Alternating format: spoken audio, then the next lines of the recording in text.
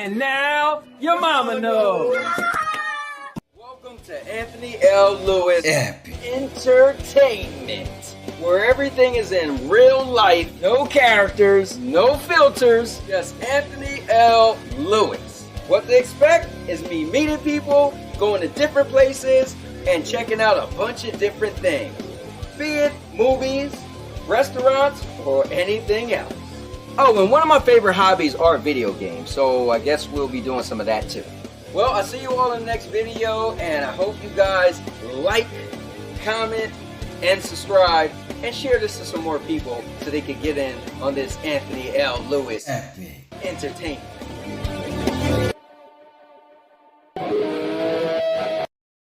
And now your mama knows.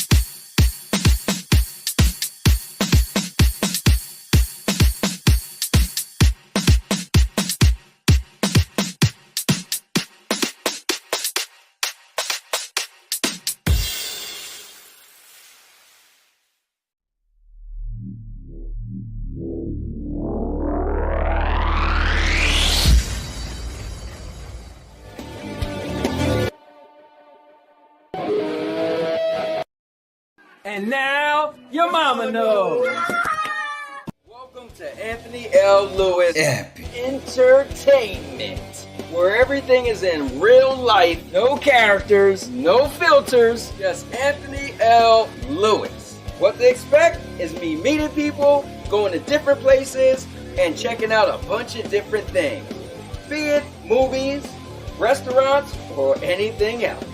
Oh, and one of my favorite hobbies are video games, so I guess we'll be doing some of that too. Well, I'll see you all in the next video, and I hope you guys like, comment, and subscribe, and share this to some more people so they can get in on this Anthony L. Lewis Epic Entertainment.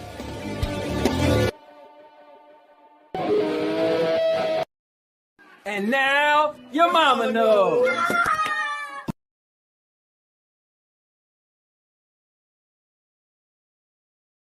What's going on, guys? It's another day, and I'm back with another live stream because it's me, the Cowboy King of Entertainment, Anthony L. Lewis in real life, the all-purpose champ, the master of vlogging, the Cowboy King of Content.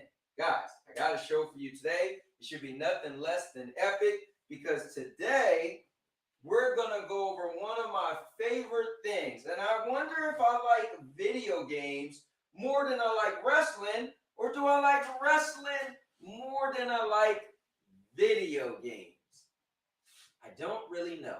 But what I do know is Monday Night Raw will be on tonight, so I don't want to kill any time. I want us to get right into it. Try not to keep the show going. If we can have a 2-hour show, that would be perfect. So, with that being said, if you're new to the channel, I do daily vlogs. Actually, I've been working on my birthday vlog because my birthday was yesterday. I'll be putting it out today. Guys, it was super epic. I was swimming in my pool. I was jet skiing. It was cool. So wait till you see that video. I'll have it out later on after this show. Also, on Tuesdays, I do a podcast called Keeping It Real with the Cowboy. And tomorrow's going to be cool because I'm going to do an interview.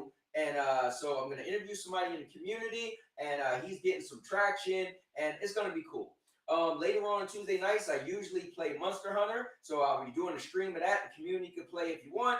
And then on Wednesdays, we do Wrestle Wednesdays, which is my wrestling league. Been doing for well over 2 years. That's pretty epic as well. And then this Thursday, my wife and I are going to do another episode of the adult show, Dirty Minds. So that is only for 18 and up. It is raunchy, sexual jokes, all that stuff. So, so that's what we got going on this week. So with that being said, I'm going to grab a chair. I hope you guys grab a chair. And we're going to get into this show. Like I said, let's jump right on into it. In the background, I got none other than one of my favorite people. Me and this guy used to do a channel together called Big Mike and Little Ant. And it was epic. We reviewed movies and stuff. So he's a really close friend of mine, and he is a big wrestling fan.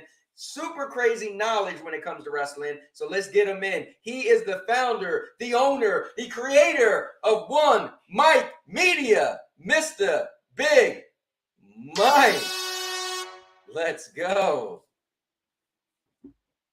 And now I can't hear you.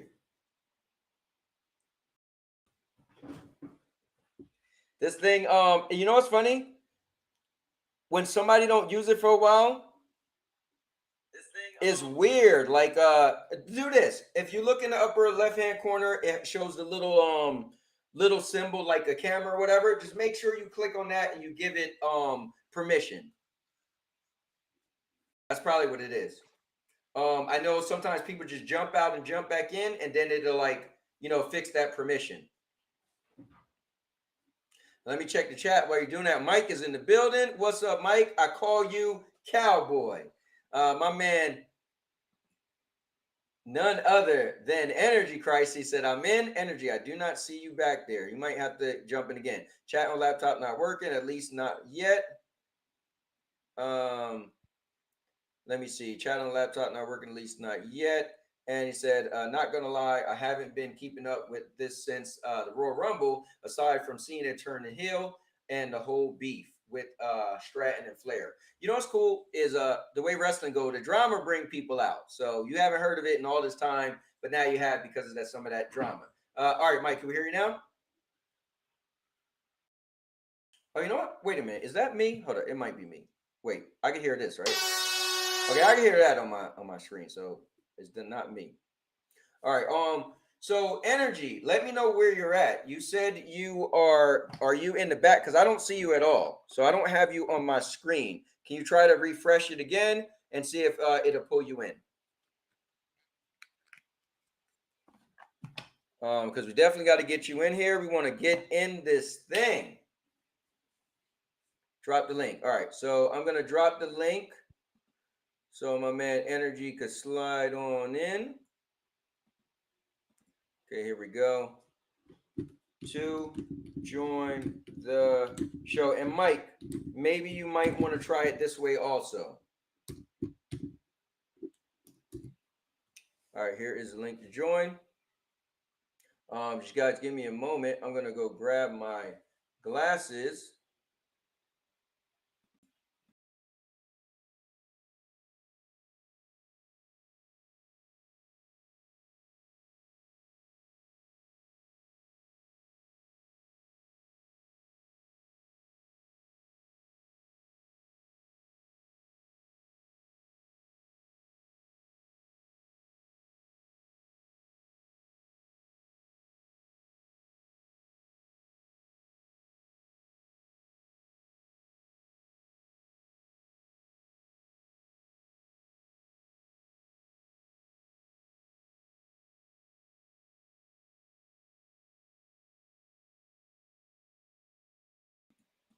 All right, so popping back on. Now I got with me the people and the soldiers, and we're about to do this thing. So none other than Big Mike from One Mike Media. And yo, you can hear me now, right? Yes, sir. All right. My fault. It had been a while since I even used anything, so I had to get it all back right. But I'm here, ready, and let's go. Let's go. All right, well, let me bring in none other than the man, the myth, the legend, the man who used to go the road coast to coast. He was a wrestler himself. None other than Energy Crisis. What's up, man? What's up, bro? I'm sharing this Energy, first things first. You let me down last time. Everybody was waiting for you to come on, so we're glad to see you. And I hope you're doing good. Yeah, you know, work be what work be. Man, all right, fair enough. All right, guys, y'all ready to get into this thing? Yeah, let's do it. All right. I'm gonna be honest with y'all. I was busy working at the same time trying to work and put together my one video. So I do have the list, and if I could pull it up in a moment, but I didn't get to the point where I have graphics. So I'm gonna have to do that while we're doing it. So Mike, I know you and me were talking. Energy, I think you sent me the link, the list that I sent to Mike. I did, yeah. And something else has come out since then that might add to Sunday. I don't know. They're talking about getting Randy a match. I got that on my little list. I feel like he got to have a match, right? Yeah. I was going to do something like I did last year where like everybody you have on stream, like I just write down their predictions. And at the end of the day, after Mania is all said and done, we see who had the higher percentage. I think last year, Big Mike and me, I think tied. Either that or he got me by one match or something like Yeah, you went. I remember that. Yeah. But yeah, I do have Randy's match on here because I was going to see like if we wanted to theorize about who he might. Oh wait, so you got, but you don't have nothing for us to put on the screen. Hold on, let me grab that. No, I just wrote it down. It's kind of a last minute. I'm gonna see how this looks. So give me a moment. I never tried it like this before. So one moment. Yeah, I wrote it down off that text message I sent you the other day. Okay, got it. Keep it real. All right, here we go. So yeah, I got the text message you sent me, but I just put it in Discord so I could pull it up on the screen for people to see. This is what we have. So yeah, I want to just go down this list. Saturday, because this is supposed to be the order. Well, I don't know if that's the order. That is okay. You don't know if that's the order. That is the matches by day, and we know Seth Punk and Roman are closing night one. We know that Cena and Cody are closing night two. I'll make it bigger, Mike. Yeah. Yeah, but as far as the order of the match card, I don't know if that's set in stone yet. How many matches is that? That's 7 on night 1, 6 on night 2. I think it's more than that. I think if Randy doesn't have a match. Okay. Mike was talking about. I heard it's going to be 9 hours. Like, man, you don't stop. I was hearing last week 15 matches total, so they might add another one on top of a Randy match. I can see that. But, yeah. Well, you mean 9 hours total or 9 hours a night? No, I was hearing 9 matches total. No, I'm saying Mike. Well, it should be. No, not 9 hours for the matches, but like 9 hours total each day between pre-show, post-show. I agree with that. I mean, I can see that. No, I'm just saying, I feel like the main meat and potatoes each day. That's about 5 hours for the main. That's a lot. Still, right. Each day. Yeah. All right. Let me go to the comments before we get started. We were there at least 5 hours last at the show, maybe. Yeah. At least. Let's see. I read that. You said drop the link. I dropped the link. Bio said Liv ain't trash now. Nah, she ain't trash, but she used to be. Don't act like she wasn't, because I brought her back. Let me see. I did hear that Kevin Owens has a career-ending injury. Yeah. So you said you haven't watched it in a while. They actually brought that up on actual TV. All right. So do y'all guys want to just jump in? You want to do our own order, or you want to jump in? Yeah, jump into what you know. I guess our own order. I guess it's fine. Starting with Saturday, though, it's fine. You can do that. All right, so let's do this then. Let's start with let's go to smaller card. You know what I'm saying? Okay. So I feel like it probably would be Ray and El Grande, right? Yeah. Americano. Because I feel like now that might steal this whole show. They might just. Ray still got it. That's what's crazy. Ray still got it. So, but I don't think Ray is gonna win. I don't see what's the point of Ray winning. I feel like they had this whole story where Chad Gable had to go away to learn the luchador style or whatever, and now he came back. Now I got a feeling the story is gonna eventually people gonna know it's him, or maybe not. Maybe he'll keep acting like it's not him. But I feel like to better build his story, he got to win. So what do you guys think? I'll go. I think I agree with you with El Grande. No reason for him to lose right now. He's only been there a couple weeks, stuff like that. It is good. I'm happy Ray got on the show, even though it's a smaller match. I feel like it's not a big long story with these two, but I feel like there'll be some involvement with the two different factions as well they got going on. So, but ultimately, I think El Grande wins. Yep. I agree. I think El Grande wins. I don't think that they're going to reveal. He's going to reveal that he's Chad Gable yet. I think eventually, like down the line, maybe Backlash are going to have like some kind of match between him and Chad Gable, just to like keep people on their toes. I don't know. I see some shenanigans with this. You can keep it running for a little minute, but I think they're going to have some fun with it. But it's going to start with him, beating Ray. You know what's crazy though? Ray is like the top of the luchadors, and that's his first feud. So do you think they're gonna eventually? So you think they're gonna bring it around to in the end him and Penta, since Penta's like the new, big thing? I think they could go that route. I don't know. There's so many things they could do with it. They could do him and Dominic versus the Lucha Bros. I think that would be fun. So go ahead, Mike. I think they keep the Lucha Bros apart for a while, build them individually.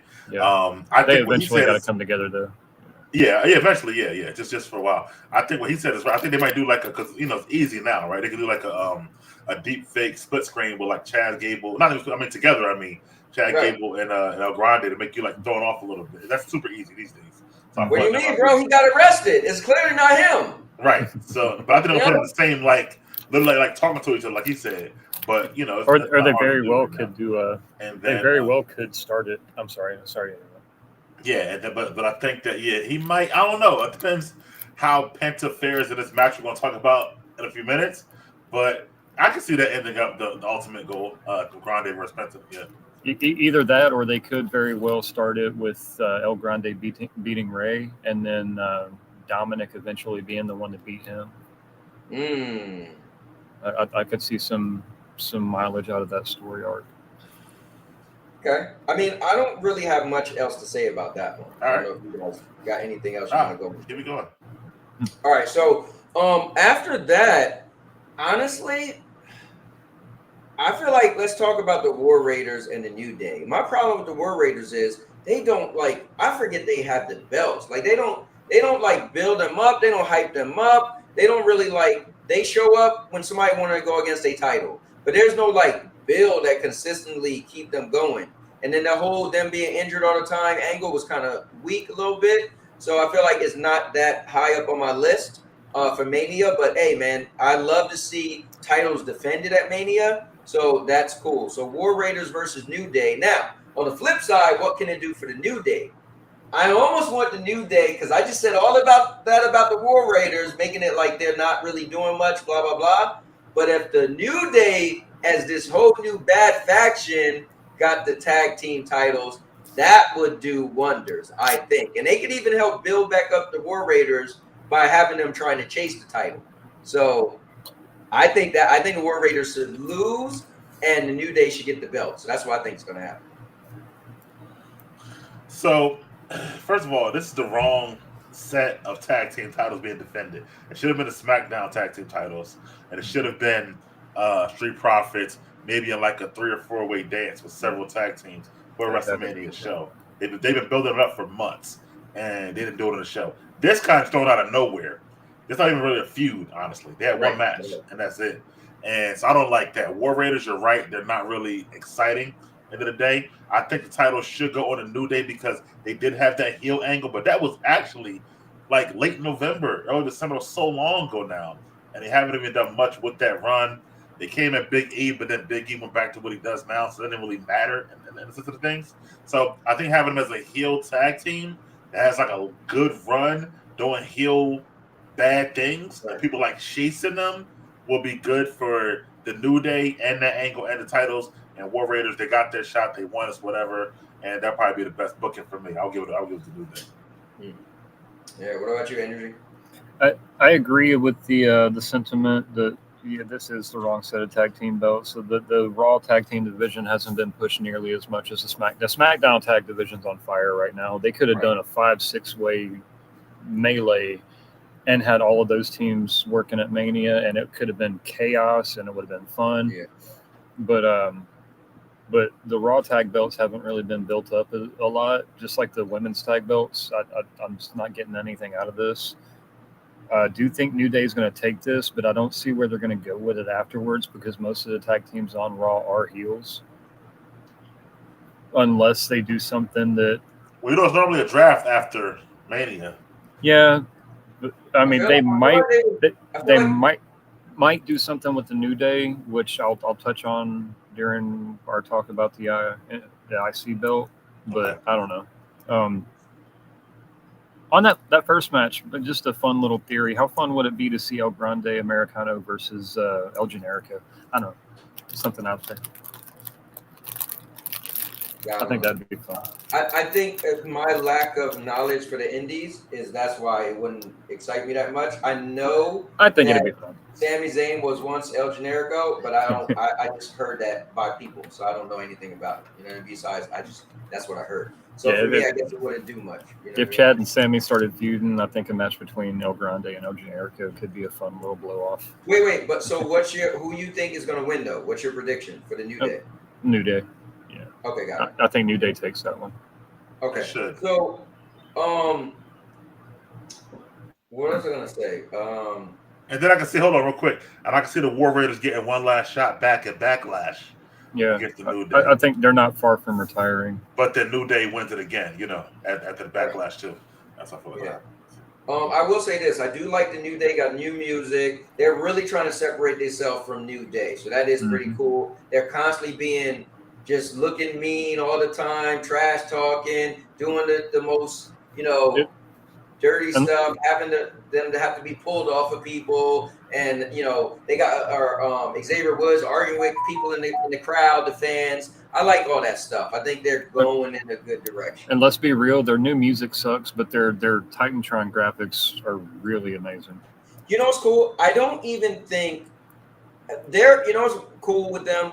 They're such a big presence, their name, who they was, how long in the game they are. I didn't even think like that. When I hear their music, I'm like, yeah, it's kind of suck. I didn't even pay attention to Titantron at all. I just feel like them as a characters is over, you know. So I feel like I'm just watching when after they whatever they come out to, whether it's the old music, new music, but I feel like they have cemented themselves as something, and so I just want to see can they pull it off being like bad, you know what I mean? I want to see Xavier Woods eventually win one of the major titles. I think that ship has sailed for him. I don't know. I think he's got one run in him if they do this right. I think we got to talk about that after we see where this tag stuff. Yeah. Okay. I mean, like we're jumping the gun. Yeah, it doesn't have to be within the next year or two, but I think eventually they got to build him up to be in a world title match. Right. World? Okay. What's the next match you got? All right, so let's go to I was kind of teeter-tottering if we go to Jade versus Naomi or is Jacob versus LA Knight bigger? And I feel like Jacob versus LA Knight makes sense. That is a title match. It's a title match, right? Not much story, but it's a title match, right? But the story is Jade and Naomi, but again, it's not for anything, right? So I guess let's just throw that one in there first.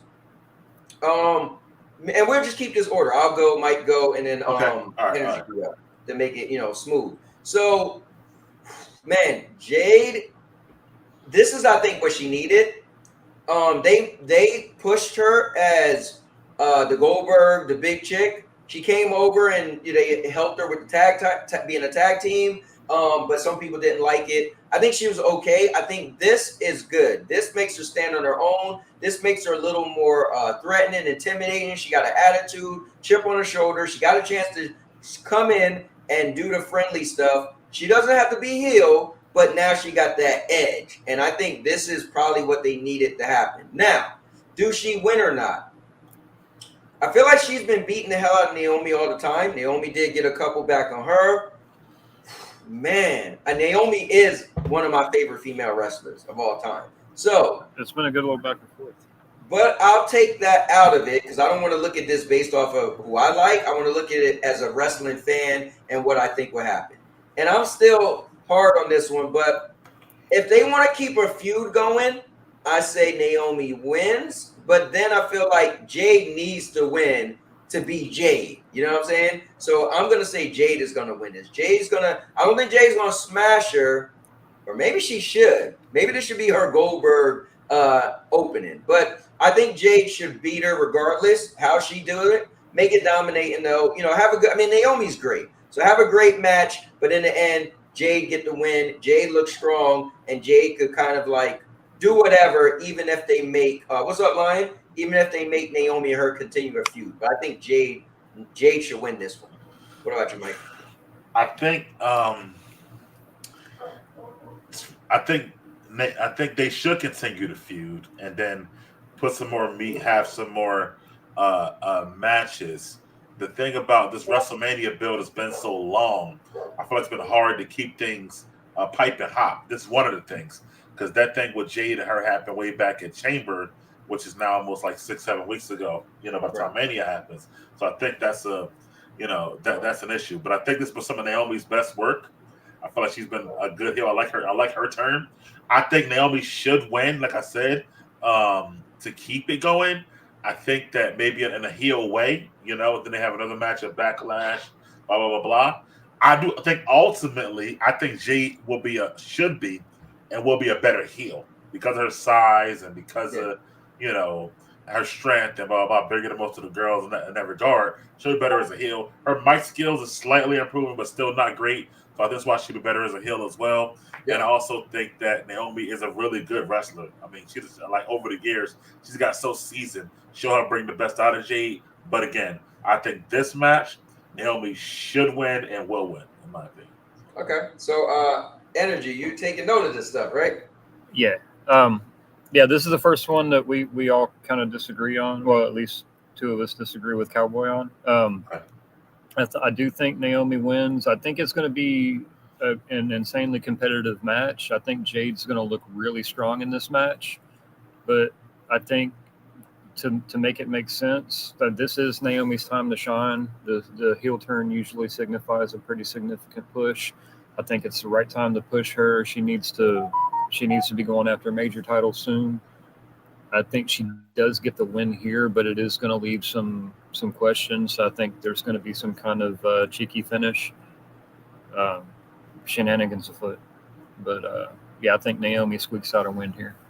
That's solid, man. I want to say what's up to my man Kevin in the building. So Kevin, all right, so let's go to guys. I don't want to feel like we're rushing through it, but we kind of are. We know wrestling comes on tonight. This is the last Mania before this is the last Raw before Mania. So we want to try to get in there, and get out. So you guys, welcome to chat. I'll be reading comments as I can.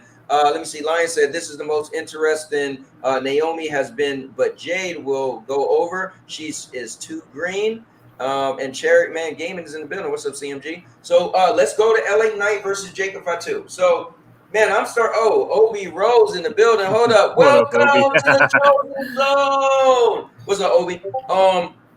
Let's see.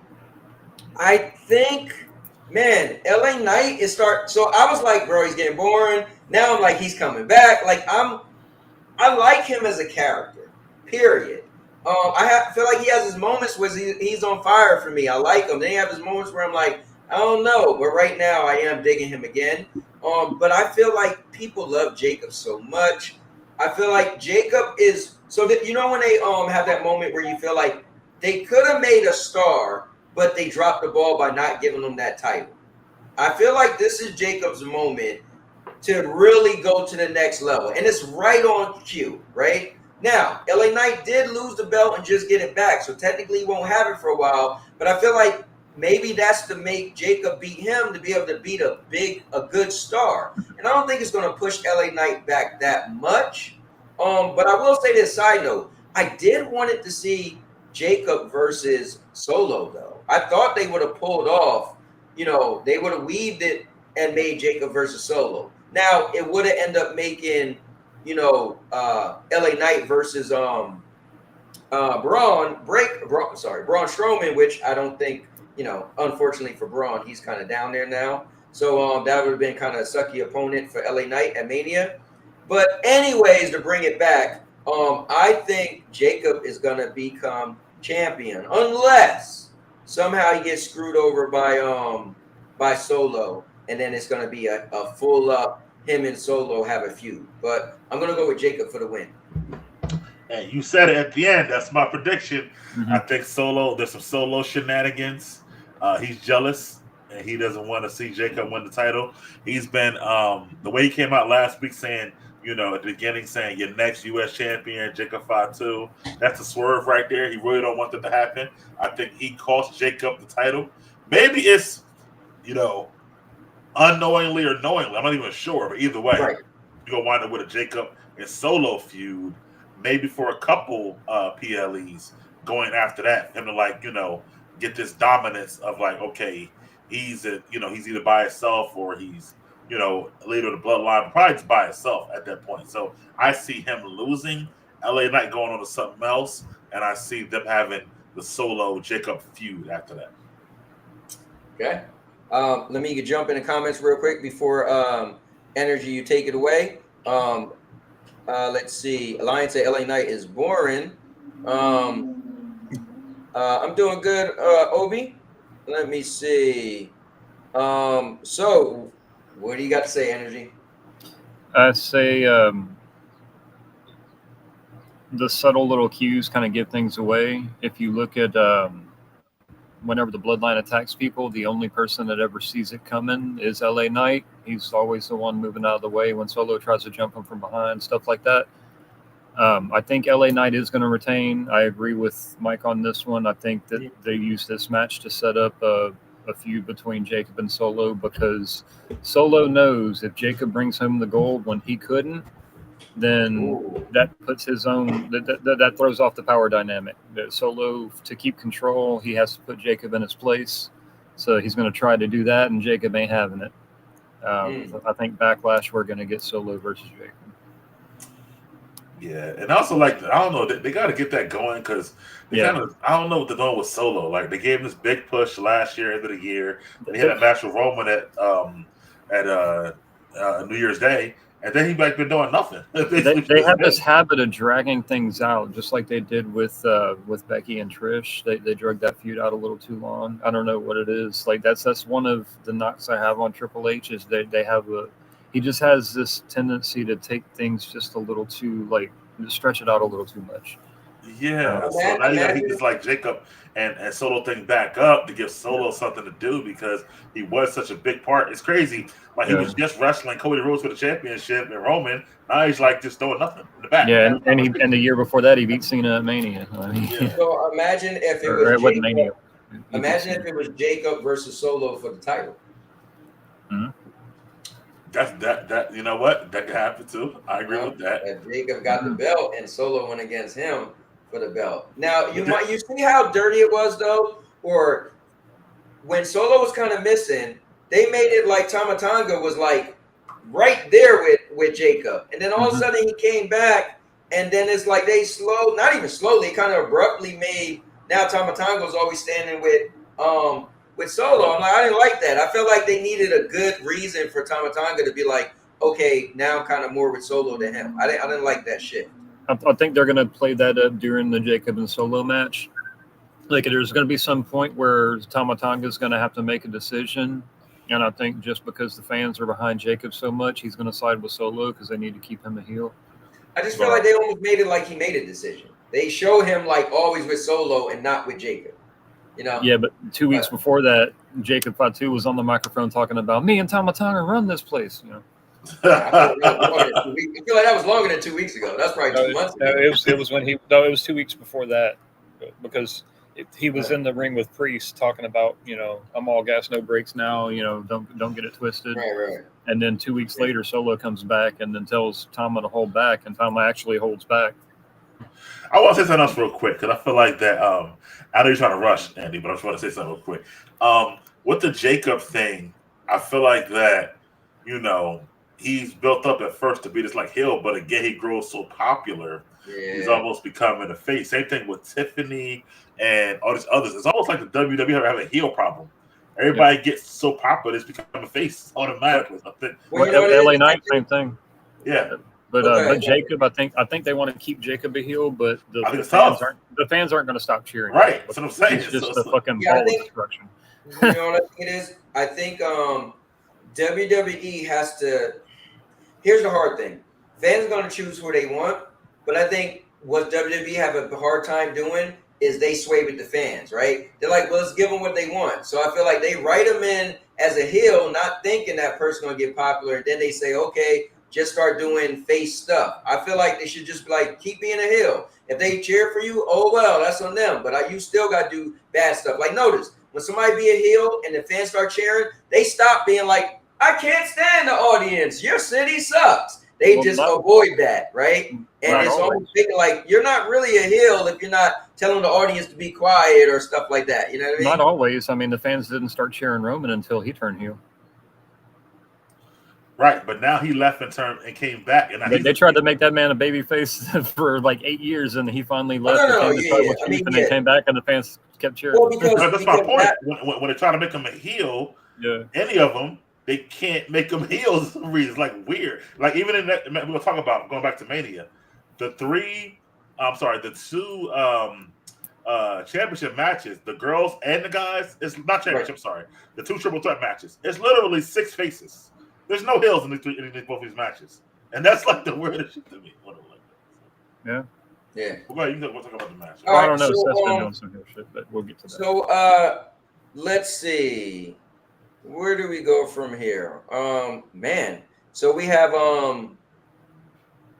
Okay, so I guess obviously we got to go to Tiffany versus Charlotte. So, also wanted to let you guys know that you're watching, or anybody, on the screen is my Discord. So any of the shows I do, I have a Discord tab, and you could actually go into it and you'll see what's going to be coming up on the shows. So, and if you want to add something to it, we'll talk about it on the show. So like, for instance, this tab is Keeping It Real with the Cowboy, and usually it's Tuesdays, but sometimes I got to deviate, and you guys could go and see what's coming up. So just let you guys know that. But man, oh man, Tiffany and Charlotte. Man, I know they're just gonna make Tiffany beat Charlotte.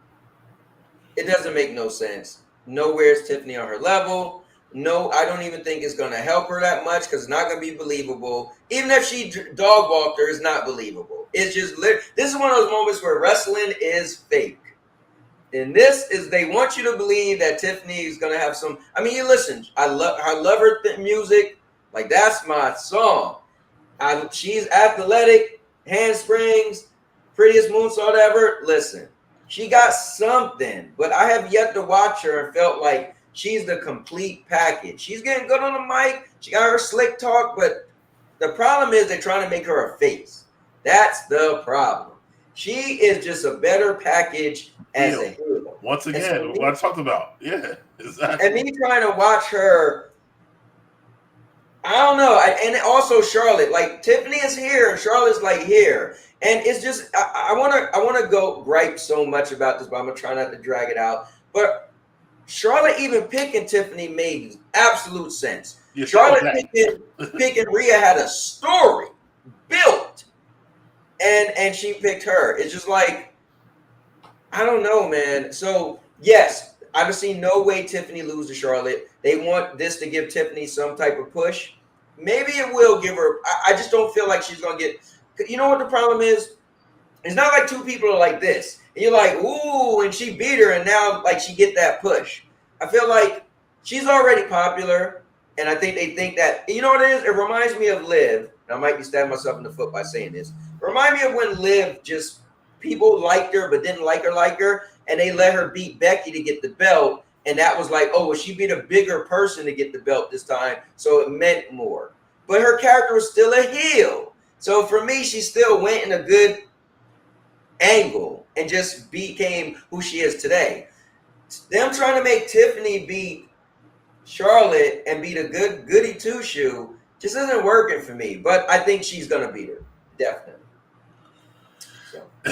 I knew you had a lot to say about it. You probably have more to say about it, but trying to pull back. But I think going back, yeah, it was a bad pick. Her and Rhea should have been the match for the third time. Would have been a great pick. There's still, even when Wade asked her the other day or last week when they had that horrible promo session, which I'll get into, but about why'd you pick her? She was just like, because, you know, I want to show her what level I'm on. Like, there's no reason, there's no story for Charlotte and Tiffany. There's no reason for the pick. It was like the weirdest thing. And then, you know, the build has been bad. With Tiffany, she would have been a better heel. Like, she got the heel aura. She got the heel, even in NXT or whatever. She got the heel audacity.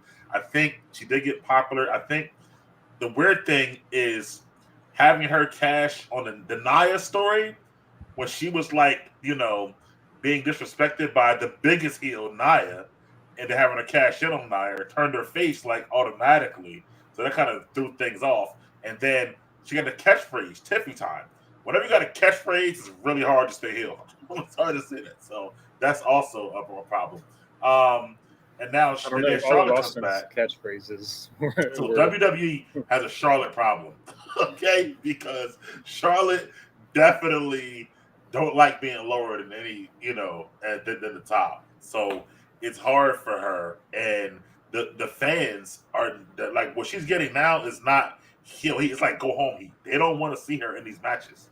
They don't like the fact that she came back, got a title shot right away once again, like what she always does. So I feel like they got an issue. I think Tiffany has to. I don't know, man. It's almost like if Tiffany doesn't win, I don't know where Tiffany goes from here. That's my problem with that thing, because she go down on a lower level. They'll try to fight Charlotte again, but then again, it could be a situation where Charlotte wins and then Tiffany comes back and wins it back. This is actually a tough thing to pick who's going to win, but. And then for Charlotte, if she wins, it might help her be. I don't know, man. Give me a second. I'm gonna just say it's a toss up. I'm gonna go with Tiffany, but it's a toss up for me. Yeah, it is. Energy. Go ahead, energy. So I'm going to disagree with you on the catchphrase thing because all of Austin's big catchphrases came about when he was a heel. Like they caught steam when he was a He heel. was a tweener. He wasn't really a whole heel. Austin 316, he was a straight up heel. When he started the what chance, he was a heel. I mean, that's that 316 shirt sold like crazy. That's not, it did. Yeah. But he was a heel when he said it. Hey baby. Oh yeah, when he said it, yeah. But on this match, I disagree with the story. There's no story there. I mean, the story's been there since Charlotte went after Rhea because she was going after Rhea because she saw her as inexperienced. So that's kind of Charlotte's character. You know, she saw this as an easy way to get that record-breaking title win. So, I mean, that like she wants to beat her dad's record. She saw this as another way to pad her record. So she went after Tiffany, and I said it before the Rumble, whenever Charlotte won the Rumble. I said they need a legitimate opponent for Tiffany to beat to solidify her as a legit champ. That's why Charlotte won the Rumble. That's why Charlotte picked Tiffany. That's why Tiffany's going to win this match, because who has she beat so far? I mean, that she's always going to have that hanging over her head if she don't beat somebody legit. So, I mean, everything makes sense. Everything's fallen into place. The build-up has been a disaster. That first little duel, side by side, the telecast promo that they did, Charlotte absolutely dog walked Tiffany. And then the next week, Tiffany comes out and starts firing like personal shots in the ring. And then Charlotte mentioned Kaiser in the DMs. I like that one went off the rails. But now they found a way last week to play off of that with Charlotte attacking her in the parking lot and them talking about unprofessionalism without bringing up that promo. But I think they're kind of trying to make they're trying to make sugar out of dog shit here. But it's been off the rails, but it's been so much fun to watch. I've been engaged with it. I mean, people are talking about it. But I think Tiffany wins at the end of the day. She needs it. Charlotte doesn't need it as much. I mean, she can win 2 more titles at any point. Tiffany needs this to legitimize herself. I agree. This is what can make Tiffany a star. Mm-hmm. What I will disagree with is I don't feel like that's Charlotte's character to do the easy way. Like I feel like Charlotte's character is that she just feel like she's better than you, she'll beat you. So I feel like Charlotte's character is to prove. Well, I don't think she need to prove she's the best anymore, but that show that she is the best. So I feel I mean, let's look at it. I mean, she's like I said, she went after Rhea because she saw Rhea as an inexperienced kid and needed to put her in her place. And the options now were go after Rhea or go after Tiffany. And Rhea beat her last time they fought, so she's probably like, I don't really want that smoke again. You know, I can go over here and beat Tiffany and get one step closer to beating my dad. I just feel like writing Charlotte's story, that wouldn't be in her character. I feel like, wait, Charlotte Flair, who says I am the opportunity, you would write her character be like, I don't want none of Rhea. I feel like that just like that wouldn't be in the book for Charlotte. Like, you know, I'd be like, who the hell's writing that? Rip that page out. Well, because Rhea beating her again would put that I am the opportunity in jeopardy, you know? I don't know. But I do feel like so okay, so we all got Tiffany. Right. So what happens next for each of them? Both of them? Well, Tiffany just becomes the carrot that everybody want to go after. Now she is the main WWE. She's already champ, but you almost feel like, oh, she is champ. I forgot. Now after being Charlotte, it could be like, oh, she's a champ. Maybe they'll make her have some matches where she's actually beating people straight up. I mean, she has beat people straight up, but now to feel like, oh, she's the champ, right? And then Charlotte could do any damn thing. They can make Charlotte and Jade have a feud. They could. Remember when Jade was walking up the ramp and Charlotte was coming out? They stood there and looked at each other. Yeah, I will say this: Tiffany does need like a not just a good win, because what you guys are saying, but also a good match. I feel even the wins that she gets on like SmackDown, they're like subpar matches. Tiffany, right? Yeah, Tiffany. Yeah. Yeah. Yep. So I feel like she's like a really good match. It's like, oh my gosh, she did so much, or they told a great story, yada yada yada. I feel like she does. They need to make her beat Charlotte Just don't make them go back and forth. Make them beat Charlotte, and have a feud with Bayley. Okay, I I don't know like that. about Bayley, but I do think they follow through on the Jade and Charlotte tease that they did a couple of weeks ago. I think with Tiffany, she might get a few wins under her belt until Naomi takes the belt off of her. Okay. What you got next? Then? All right. Let me do this. I'm gonna go in order of me, Mike, Energy, and then the chat. That way I can keep keep the chat involved. So and I'll leave up on the screen the very last chat I read, and then when we go over, I can take off from there. So I know Obi had a lot to say about this. He said oh, it's Tiffy time. He said for real, she's a big winning. And he said, what, Cowboy, you crazy? Girl, Tiffany is all that in a bag of chips. And he said, I love Tiffy, but she not complete. He said, insert Nick Cannon meme. Let me see. All right, I'm just going to read that legit stuff. I'm going to put everything on the screen, but so, all right, cool. So we'll leave it where Dodge Man said wrestling, and then we'll move on. So I think the first match on the card will probably be Gunther and Jay, right? Why not kick off Mania with them? But They did the world title last year. Why not do it again this year? Yeah, I feel like we got to talk about that last because it's the world title. So we got to go to Seth versus Punk versus Roman. This is easy for me. This is, well, you know what? The story is switching it up for me. So what I'm going to say might not make sense for the way they've been showing you the story. I felt it was easy because Roman and Seth are polar opposites, right? They both was on the Shield. They both left. They did great things. They both at the height of their careers. They could retire today, and we love them for what they did, right? CM Punk is great. Did this, done that, but he never got the main event Mania.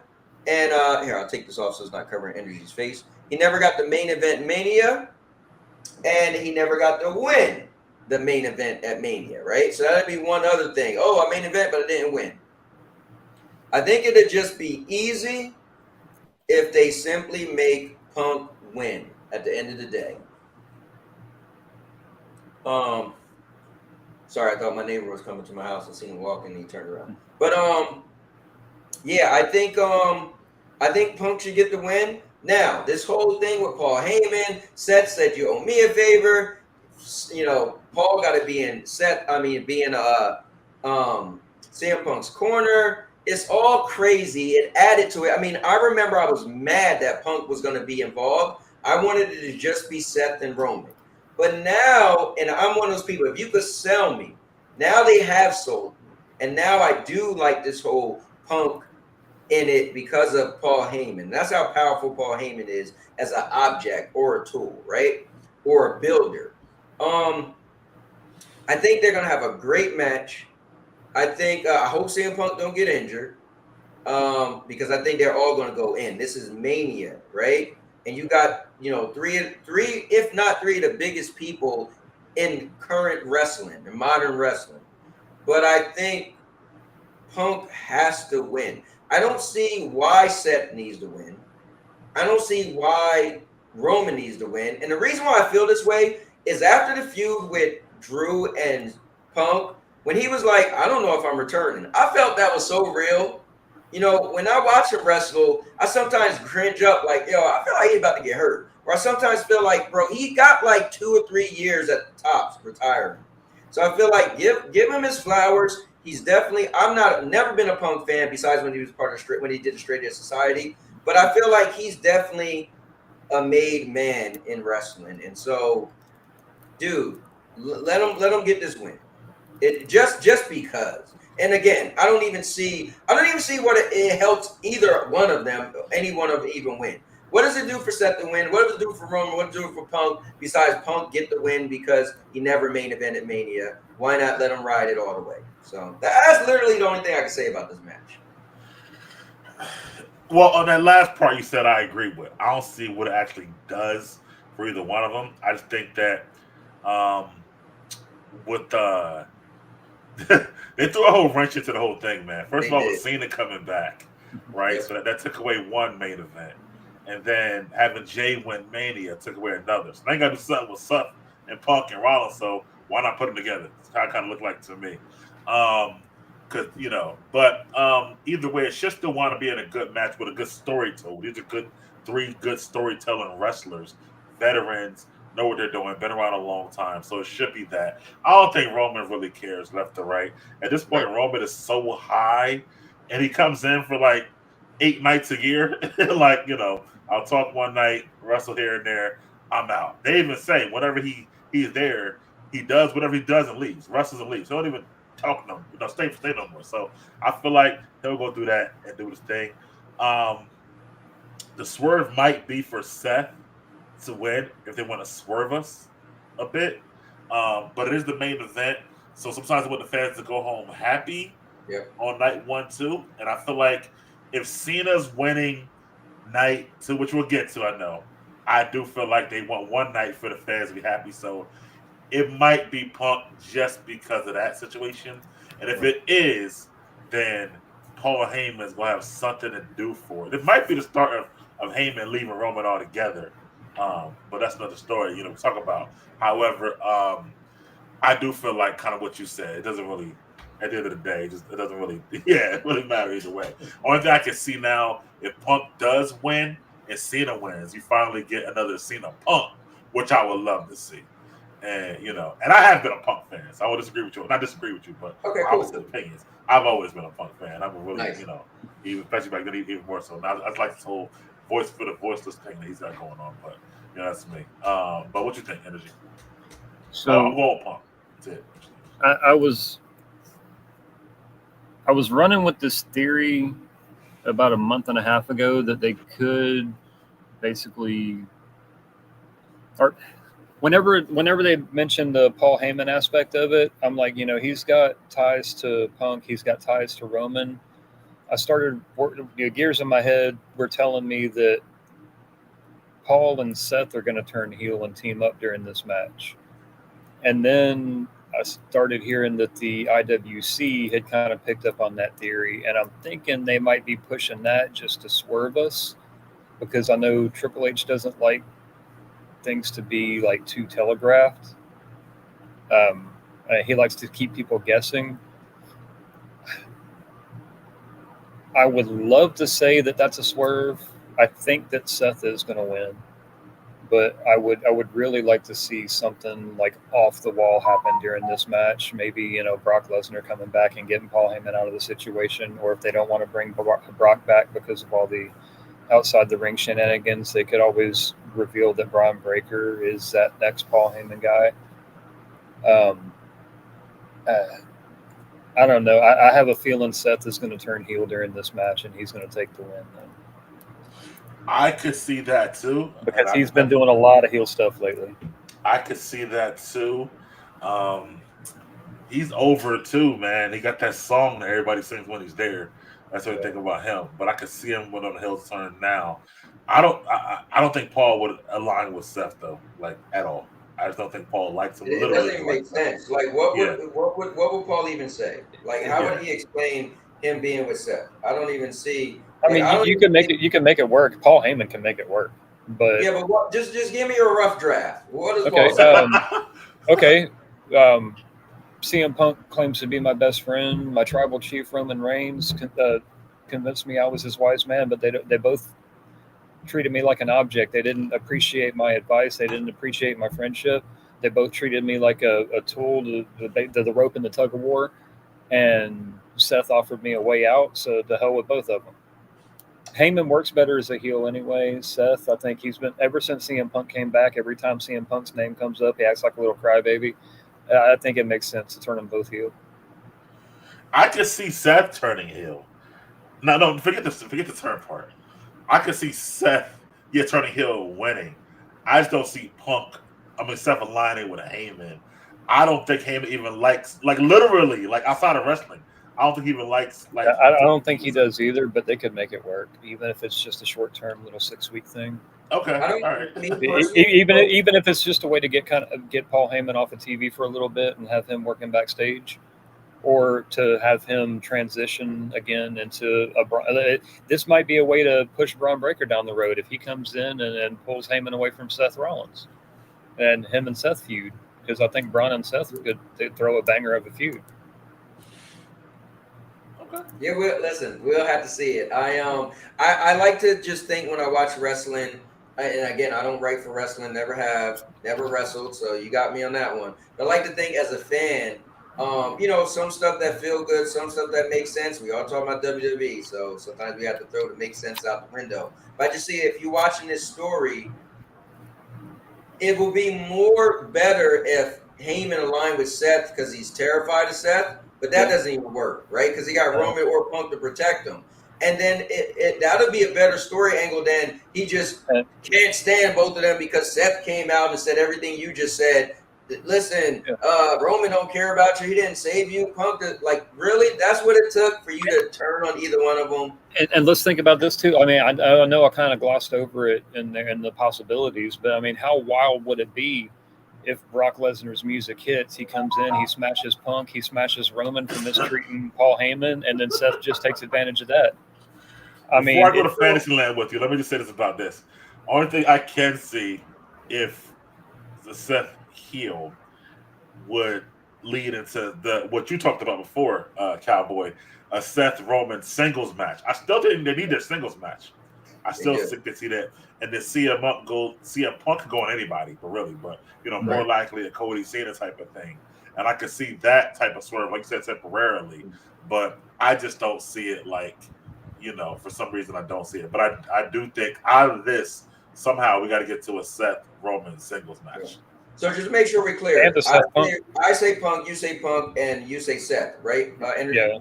Yeah, I say Seth. And I will say to back up Energy, I try to stay away from this stuff, but I watched a couple of videos that people think Brock is coming back.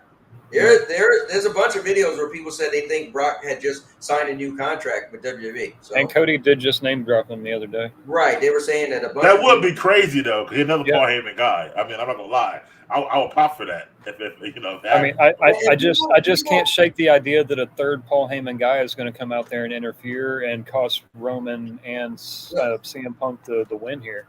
So people keep forgetting that Paul Heyman did once leave Brock and go to Roman and left Roman to go to Brock. He did do that. Yeah, that's true. But all right, let's move on. So guys, if you guys writing in the chat, what I'm gonna do is I'm gonna it'll be me. Did he also leave Punk to go to Brock too? I don't know about that. That I can't remember. It was when he became the advocate, right? Right. Yeah, he left Punk to go to Brock, and then they had a feud. Yeah. Oh damn. Yeah, maybe you're right. So, but I'm gonna go. I'll go. Mike will go. Energy will go, and then I'll read you guys' comments. So if you got stuff, write it down. What's up, Mr. Fragment is in the building. Thanks for popping in, guys. Mr. Fragment, good guy. He had he does one show a month where he does a what if, and I was his guest 2 weeks ago on Friday, and the what if was what if GameFly aligns with a distributor, whether it's PlayStation, Xbox, Nintendo, or Activision, or not Activision, but EA, so blah blah blah. And it was a really good show, so you guys should definitely check out his channel, click on his thing, and go check it out. Opie said, I got a message from Kevin months ago. Seth with Paul hasn't been wrong yet. Okay, we shall see. All right, now question, I want to ask you: do you feel like this should have been the main event, or no? Damn. I feel bad that Jay's thing was so over, and then once Cena became heel, it just like the stock in that just dropped. And then I feel like they kept dropping the ball with it, and the angle they going with it. All of a sudden, he made now Jay don't think he could beat him, and I'm like, where's that coming from? So, man, I mean, this is the bigger star match. I guess my problem with Jay and Gunther was that Jay lost to him so many times. It's like, and I feel like I always like Jay as the better Uso, or my favorite Uso, not the better one. But I feel like realistically, Jay wrestling is not good. Jay mic skill is not good. Like Jay really has nothing but the it factor. He has nothing but the yeet. Yeah, the yeet. And it's like with Daniel Bryan. Did the yes movement make him, or did he make the yes movement? Well, Daniel Bryan at least could wrestle. Yeah. You know what I mean? Jay really can't do anything. So to be honest with you, it sucks because why I think a championship match should main event, but I think the star power is in Seth, Roman, and Punk. So if it was a different match, maybe it'd bother me. But the whole Paul Heyman angle, like for me, I'd rather watch that match at the end of the night. So yeah, I guess I have to say I think I am cool with Seth and them being the main event. But that's a great question. It kind of makes sense too because I mean, Punk was champion when Cena and The Rock came in and main evented the show, and it just makes sense that Punk would be involved in a match where he's in the main event without the title. You know, it's kind of a full circle moment for him. It's cathartic. It's really cathartic for him. Like that's cool. What about you though, Mike? Do you? It's well, it could have been that, or it could have been Bianco, Io, and them too. Actually, was there a night two? That's night. That's night. Right? Yeah, they're in night two. Yeah, them I would have a problem with because of how it all happened. Okay, I feel like one, Io just becoming a champion out of nowhere, and then Rhea but muscling her way back in. Naomi's looking, not Naomi, Bianca's look kind of stupid. Like, well, hold up, man. I feel like that's so messy to me that we'll get to that though. Yeah, we'll get to that later on. There's a lot to be said about that. I feel like that I'm happy with the main event, but I feel like that what you said is probably why it got pushed down. But it's weird because I do feel like, well, you know what? I'll wait. Wait till we go to that match. They ain't go through. Are we on that? So now? I will say this though, man. If the night ended with the yeet, I always thought that was going to be like. Right. I mean, you're gonna lose that opportunity. I will say that, because that will be probably one of the biggest pops. Now they're fumbling it though. I feel like Jay isn't at the height of his yeet, as he was before. The whole debacle with them making him beat Austin Theory super fast and not even pinning him with his move. Technically, it was a crossbody, but was it? I know people had a problem with that. He was getting a little bit of backlash, but it sucks that you're not going to get that at Mania. You know what I'm saying? So, yeah, that's your next match. Talking about Jay and Gunther. Yeah. Oh. So on to Jay versus Gunther for the world title. Wow. I'm not that enthusiastic for it anymore. I think I in the beginning didn't want that to be the case. I would have even rather if it was Jay versus Cody. I just don't want to see him versus Gunther again. And he just clearly couldn't beat him all the other times. Well, Jimmy did screw him the one time where it looked kind of close. But I feel like if he get it, it's only because here's what's bad. I feel like if he get it, it's only because he got so popular with the Yeet stuff and then selling the merchandise. So I feel like if he get it, it's just because of that reason, and the fact that he lost so many times to Gunther. I feel like the credibility of him winning now, they got to make tonight. They turn up the heat on him being so pissed because of his brother. Like something got to make you feel like, oh no, he could beat him. And I don't know if just his brother getting beat up the way he did, which was great for the cinematography of viewing it, but I don't know if that's good enough for me to feel like, yeah, Jay did it. And plus the fact that it starts off the night. Maybe I would have been more like, bro, but it's gonna be amazing them end the night with the Yeet chants, the fireworks, But now I'm like, okay, to kick off the show would be cool, but I don't even know. Maybe he might not even beat Gunther now.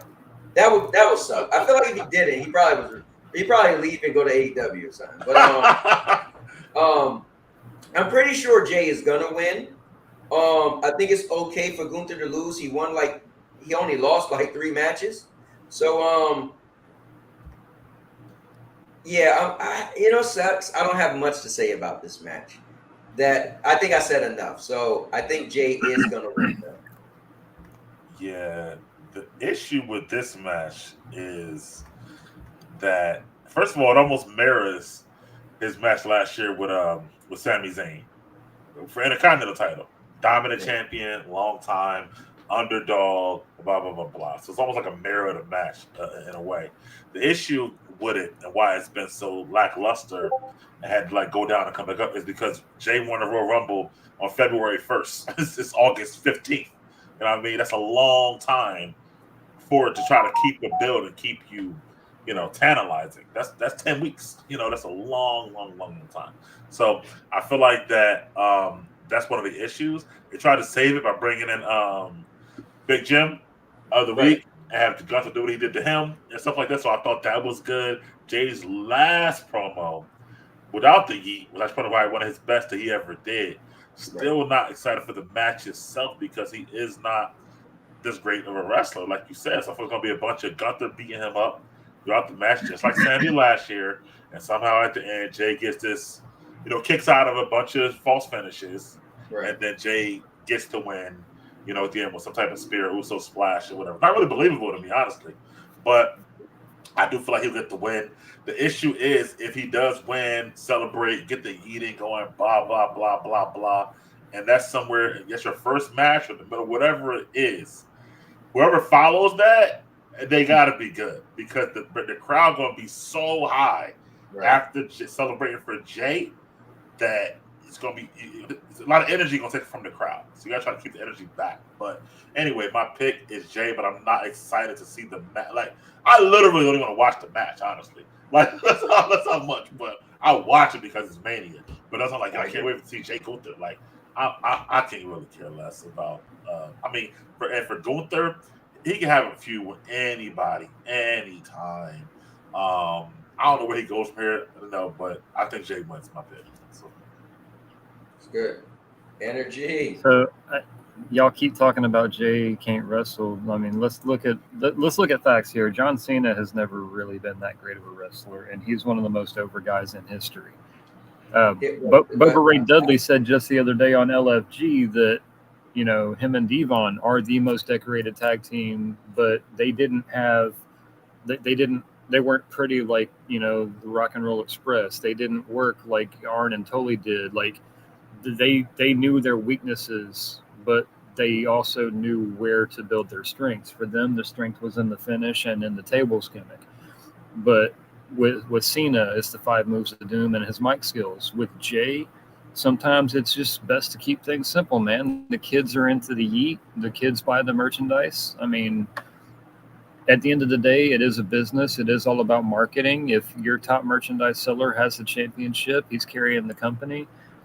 And especially if Cena's going to be beating Cody, which I think, I know we haven't got there yet, but I think we're all on board with that. I think you got to have a little bit of a balance there. I don't know if it'd be a good idea to have Cena and Gunther holding the title at the same time. I think Jay winning would be the smart move business-wise, and it would give like that balance between being able to cheer on one night and move on it, because we do have a lot of heels winning on this first night. I think we're all on board with El Grande and New Day winning. 2 of us think Naomi's going to win. 1 of us thinks Jacobs Fatu is going to win. That's a lot of heels to win in one night. I think Jay would be that baby face that gets the crowd going and start to show off, just for them to pull the rug later in the night, And the New Day, we left them out. Yeah. I think Jay wins. Don't get me wrong. I said that. Yeah. Yeah, I think we're all on board with that. Jay's going to win. I don't have a problem with Jay winning, honestly. I just don't feel like it's a exciting match for me. Like, I feel like he should have never. I agree. Well, they did take forever to start building this one. The build was slow as hell until Jimmy got his ass handed to him. I think Jay's coming out tonight, and he's not going to say a word. He's just going to come in guns blazing. He's going to stomp the hell out of Gunther. He might get shut down. Gunther might powerbomb him, but at the end of the day, like, Jay is pissed off right now. He's out for blood. I kind of almost think they should have just had him not pick anybody for like a month, and then get a reason to pick Gunther, and then go with the build. But he picked Gunther like the day after Royal Rumble. Like I said, it's been like so long. Yeah, because Gunther came out there and jumped in. He wasn't trying to, and then Gunther, I think, beat him up or something. And then I will say that this match has taken such a personal turn that to make it a really good match, I think there has to be blood. Yeah. I feel like they just had blood, so they don't really need it. They had so much blood. I think they had blood with Jimmy, and Jay's got to get his get back. That's the way I feel about this one. Oh, I see what you're saying, Gunther. Yeah. So let me say this. I just want to jump in there real quick. I think Cena unfortunately, this might be bad for me to say. I don't think he needed to wrestle that great because he's such a big dude. What do you want him to do? Five-star frog splashes like Cena's. So I feel like you could take out. People said Cena can wrestle. What do you think he was going to do anyway? So I feel like for Cena build, he wrestled probably as best as he could for his build. If I come back to Jay, Energy, I know you were close to Jay's family, so that's why you got a problem when we talk about Jay can't wrestle. But damn it, he can't wrestle. I'm not saying he can't wrestle, but I'm saying I beg to differ. I've been in the ring with the boy. I know. But I'm not, guys. Make sure you see the video where I interview Energy, man. He met some people. He knew some people. But I think the issue for me is Jay still feels like a tag team partner. I still say he's a better wrestler than Cena. Cena just moves too awkward. He didn't even like. I'm not comparing whether Cena is better than Jay, but I just feel like Jay for me is unbelievable as the guy that's beating a bunch of people or beat Gunther. I even like Sami Zayn beating Gunther because he's like, the guy from the underground, like he's like the underdog. He get beat and still get up. Like we've seen Sammy get stomped out, and just won't quit, right? So even though I didn't think he was going to beat Gunther, but when he did, it was like, okay, you got me. Mike put it out there earlier. This does mirror that Intercontinental feud with Sami Zayn, and the key thing with Gunther is it's all mental. Jay hasn't been able to beat Gunther because he's in his own head. He doesn't think he can beat him. But now, ever since his brother got his ass handed to him, he's out for blood. You do not want to go against a Samoan that's out for blood. I think Jay couldn't beat Gunther because he couldn't beat Gunther. But he will definitely beat Gunther. We all know. I don't think his head being in his head had nothing to do with it. And I just want to say this. I think that his somebody mentioned in the chat his moves real quick. I get to it. I think that wrestling wise, his moves aren't clean, right? Just want to talk wrestling. They're very, his spear is like the worst spear of all time, number one. But beyond that, it's very like, I don't know, very slow. They're not really like sharp to me, the ones that he does do. And then Mike's skills wise, I think that he helped him out a lot. But before that, I just think he was only subpar. I mean, I think he'll have, honestly, I want to be honest with you. I think he'll win, but I think he'll be done with the championship by SummerSlam. Who's to say he doesn't bust out a new move tonight? Or I mean, we can say, but I'm saying, but I think by Summer, you know what I see? I see Braun Breaker beating Jay for the title down the line. But that's I can see that. Me watching Jay as long as I have, even if he came with a new move, I don't think that's it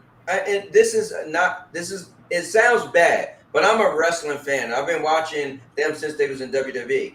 I haven't seen much of a progression. They remind me of the same dudes, both of them, right? Now what's great is I would love to see when they come back as a tag team where they went. It's like now they're a super powerful tag team. They already was one of the best tag teams ever. But singles, I just don't see them believable as like, listen, singles, cool, but I don't see Jay as like Mike said, winning the world title and just holding it for a long time. I don't see that. But I think, again, Energy said, why not get the guy selling the most merchandise, this and that? We just better hope that yeet don't cool down. The moment the yeet cools down, it's a wrap because he doesn't have much else. And if we're going for the full-on parallel with the Sami Zayn feud, I mean, Sami did win that match with the top rope brainbuster, so it does make sense for Jay to pull out something big during this match. Jay don't, but see, that's where I got to disagree. Okay, what you said, El Generico. I know he used the top rope brainbuster on the Indies. They didn't. That's not what I was getting to. Yeah. Sammy's a better wrestler than Jay. Sammy has more moves. I don't see Jay. Only the moves he pulls out is like he stole the spear from Roman one time when he wrestled Roman. Now he does a spear. Like he don't actually. Jay's not a creative wrestler. I want to say to pull out new moves, but I agree. Like Sammy is. I don't feel like Jay is. Yeah, and also I will say this. I always felt Edge had the worst spear, but that's It's gone now. Jay has the worst spears. Okay, fine. All right, so let me get to the chat. Go ahead. I know Casper just came in. Shout out to Casper Plays. He actually will be on the show tomorrow. I'm actually starting off the show tomorrow, interviewing him. So make sure you tune in for that.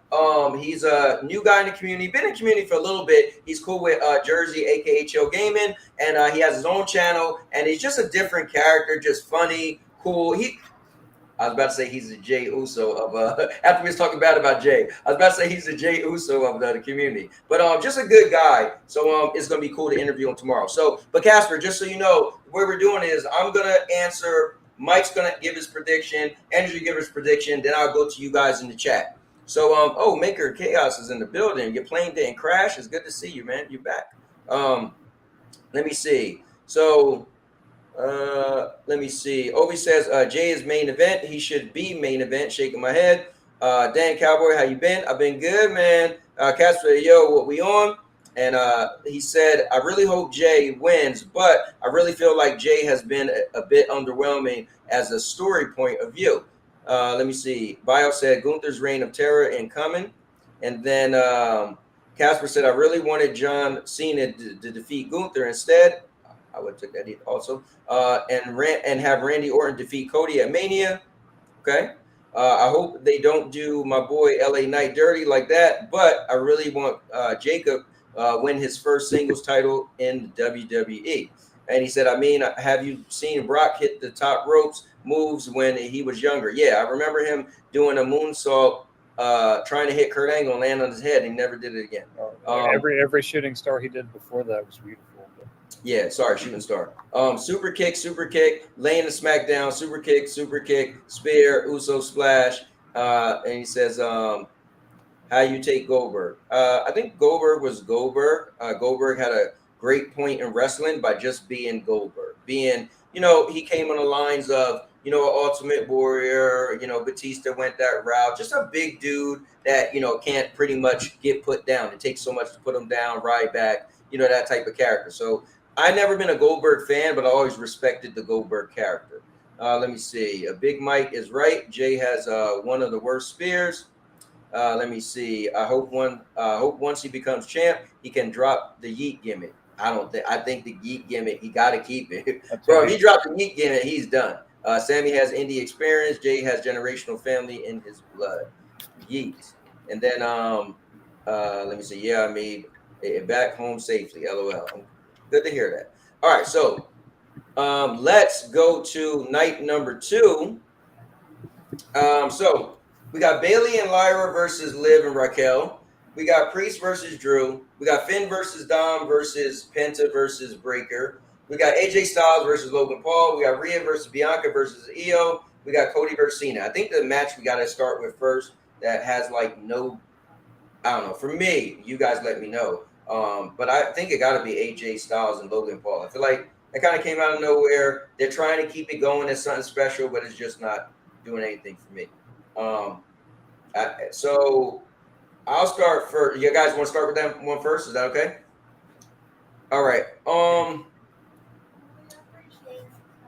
I don't know. AJ Styles is back, leaves, come back, leaves. So do he get the win? So he could go on a little run. Don't know. Logan made it clear that he's a main wrestler now. So do he get the win so he could just pursue his career as being a real wrestler?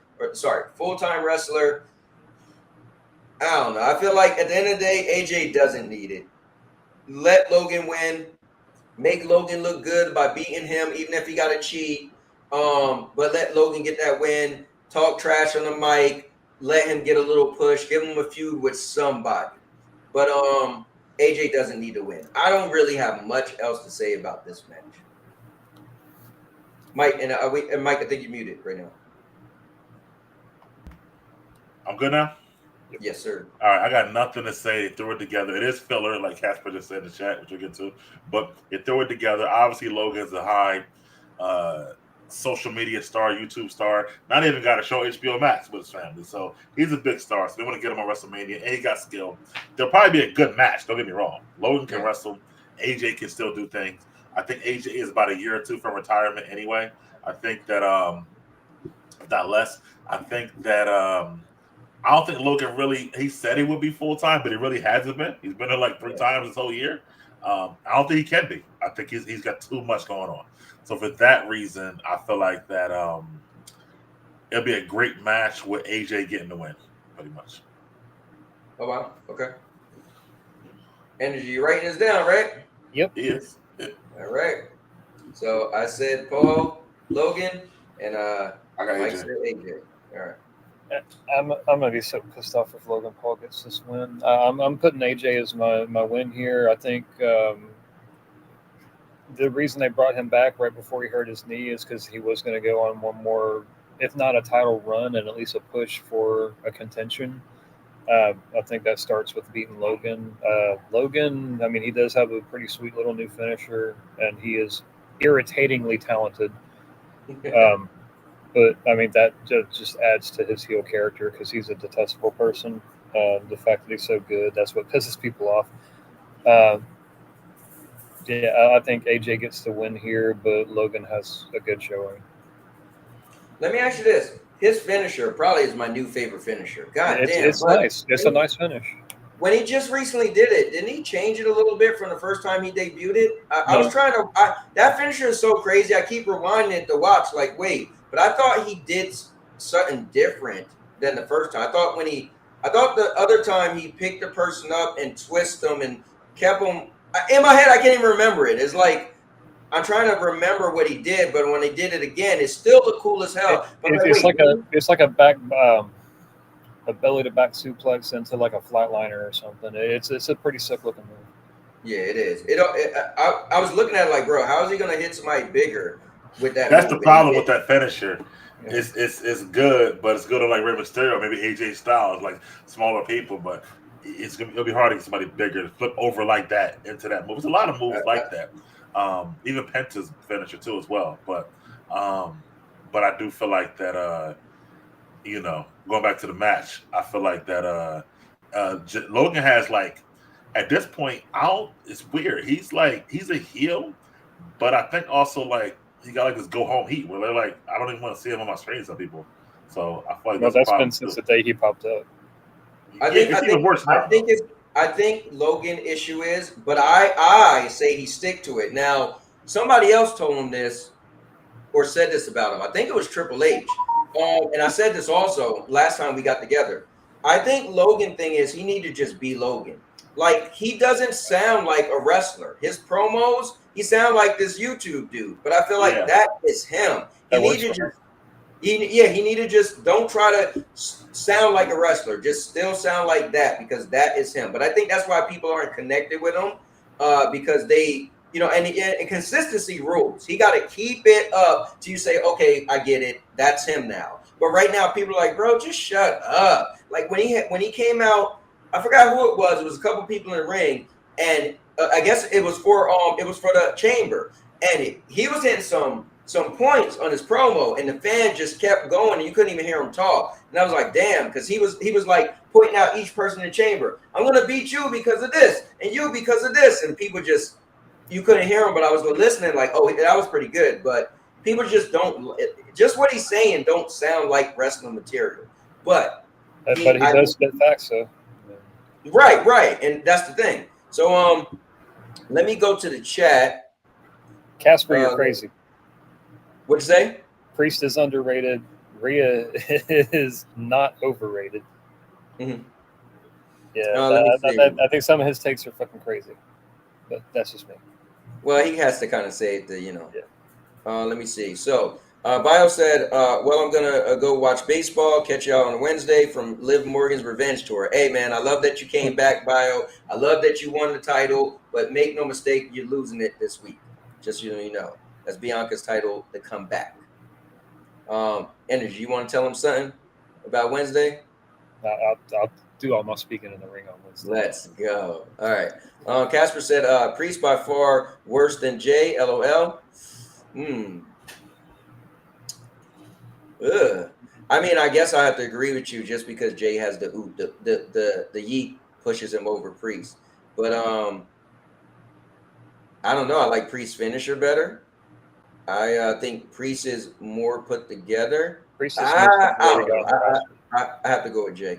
AJ Styles versus Logan Paul feels like a filler. Agreed. Rhea is overrated. Bite me. Rhea, I don't think Rhea is overrated. I think Rhea did everything she needed to do to be who she is. Rhea took her character from all the way from NXT UK and to NXT to SmackDown to Raw. Like Rhea is a made person, and I think she gets what she gets. And she took that mommy thing and ran with it. She took Dominic Mysterio calling her mommy and just like who would have thought, with it. dude? So yeah, I have to disagree with you on that one. But I'm not the biggest fan of Rhea, and I do think she looked like a dude. Although people love the way she looks. We got because dudes like dudes drool over Rhea. Like they love Rhea. Like I know. We got a thing going in our Live Wednesday chat.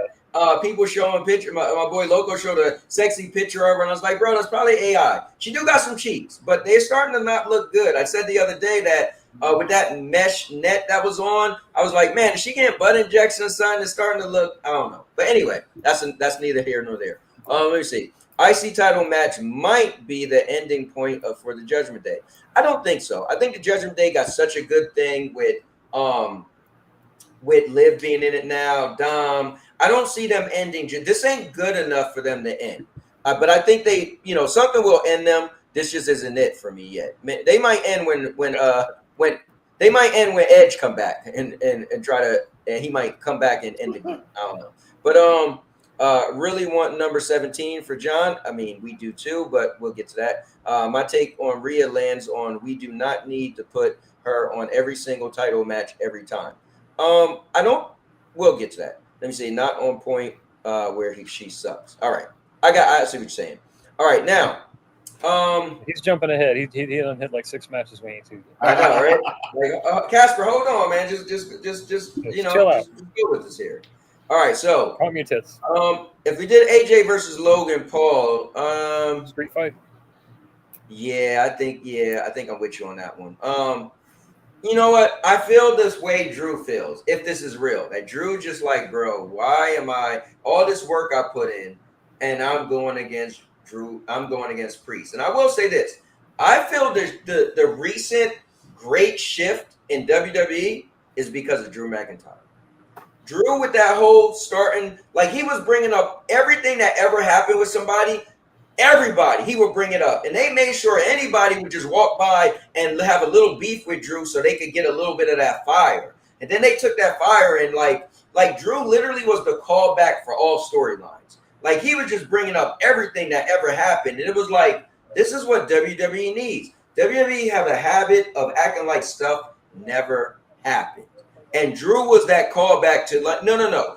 That happened, and he was being real about it. And that just like, that literally is the catalyst of like the current, like even when about a month ago when Cody came out and was like, don't forget, I'm the one that beat Roman. I'm the one that beat Gunther at Crown Jewel. I was like, oh, I forgot he did that. Like, I feel like that's the work of Drew, bringing up old stuff and making it relevant. That was impactful. So I feel like, man, this kind of sucks. If we trying to debate if Damian is better than Jay and we said Jay isn't good, that really sucks for Drew, because I feel like Drew should have had something better. But on the flip side, this is really good for Damian. So who wins? I don't want to see Damian beat Drew, because I feel like Drew deserves to just straight up win. But if Damian don't beat Drew, is that a bad look for him? Or is it like, bro, it's cool. Like Drew deserved it.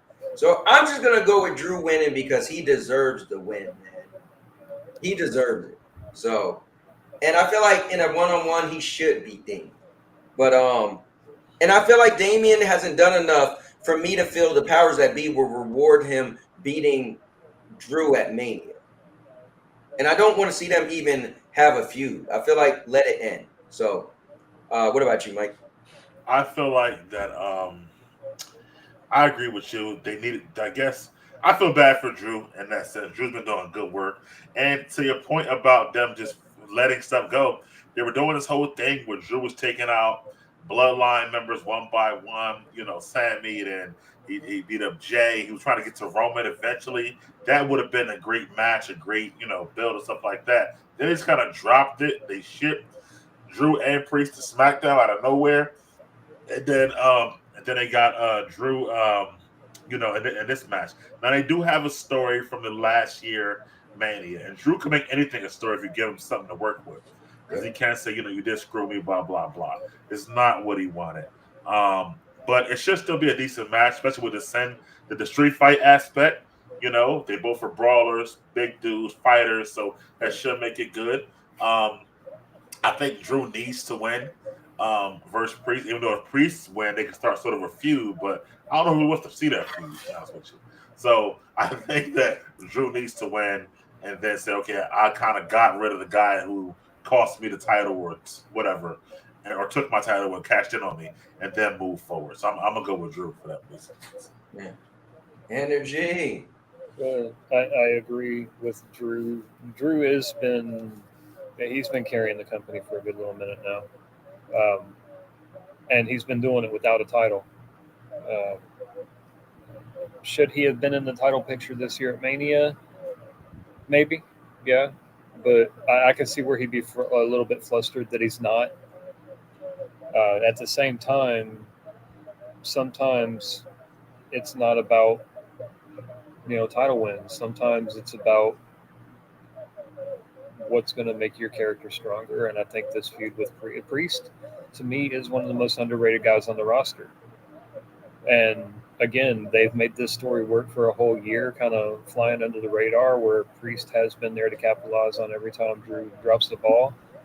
I think at this point, with Drew focused on him and nobody else, with nobody interfering in a straight-up street fight, I think Drew does get the win because he is really good at capitalizing on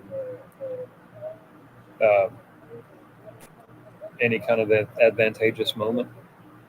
That Claymore comes off out of nowhere, and all it takes is a split second for Priest to lose his focus, turn around, and get smacked in the face with a big boot. Yeah, I wasn't saying that he needed a title match either, because I think that him and Roman match wouldn't have been a title match. I think Drew's doing enough right now to cement his legacy that eventually, he is going to get another title run. But right now, he doesn't exactly need it. He's still a badass worker. He's an amazing talent, and he's been doing a lot to carry this company. Like I said, even without a belt.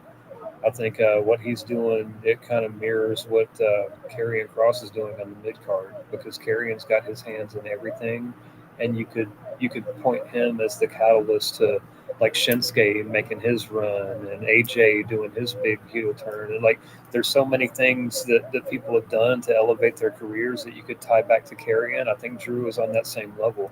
He's elevating so many people right now that I think he does deserve this one. Yeah, I think I want to say two things. One thing, I didn't mean title run either. I don't think Drew needed a title match at Mania at all, but unfortunately, it's bad to say this, but a better opponent to me. I mean, he has earned a title match without a shadow of a doubt. Yeah. But storyline has to add him in there. It's got to make sense. And then the other thing I want to say is, I don't know if they're going to do another draft after Mania, because I feel like the new transfer thing was their kind of sort of draft type thing, right? They had a transfer window. So I'm almost wondering. It doesn't make sense to do a draft 2 months after that, but at the same time, there's some things that I'm hearing that they're wanting to do that they might have to do a draft. Well, I think they could just do the transfer thing. That literally came out of nowhere, and it was like the transfer window is closing. They could just do another transfer window. I mean, and then you don't have to have a big thing where people are like on the stage and putting balls out of Yeah, I feel you. I think that where things, either way, I feel like people got to transfer from place. I feel like the way things are now with each brand, I feel like there needs to be a little bit of a shakeup. How things are, or at least go back to, you being on the brand you're on. Because right now, everybody just everywhere every week. Right. So at least go back to you're stuck where you're kind of you see, and maybe because of WrestleMania season, obviously. Yeah. But after that, we need to get back to, okay, you're on this show, I'm on this show. That's what we're doing. So. Yeah. Let me go to Casper. Casper added something new. He said it was really sad that Drew won his first major title during COVID. Yeah, that did suck. And to beat Brock Lesnar out of all people. Damn. All right, so Let's move on. I guess at this point we probably would. Man, what goes above what? Let's Do do the we do women's tag the women's tag titles or the IC?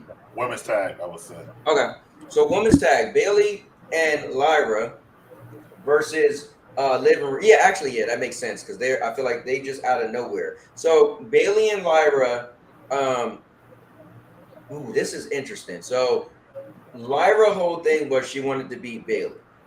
And Bailey obviously wanted to win the IC title. So the women's IC title. So Lyra beats Bailey. Bailey didn't want to shake her hand, slapped it away, real heelish, got out the ring and got back in and gave her a hug and raised her hand. All right, cool. Now all of a sudden they're tag team partners. For me, that was too quick, and I don't like that. But I'm almost thinking Bailey might turn heel at the end of this match.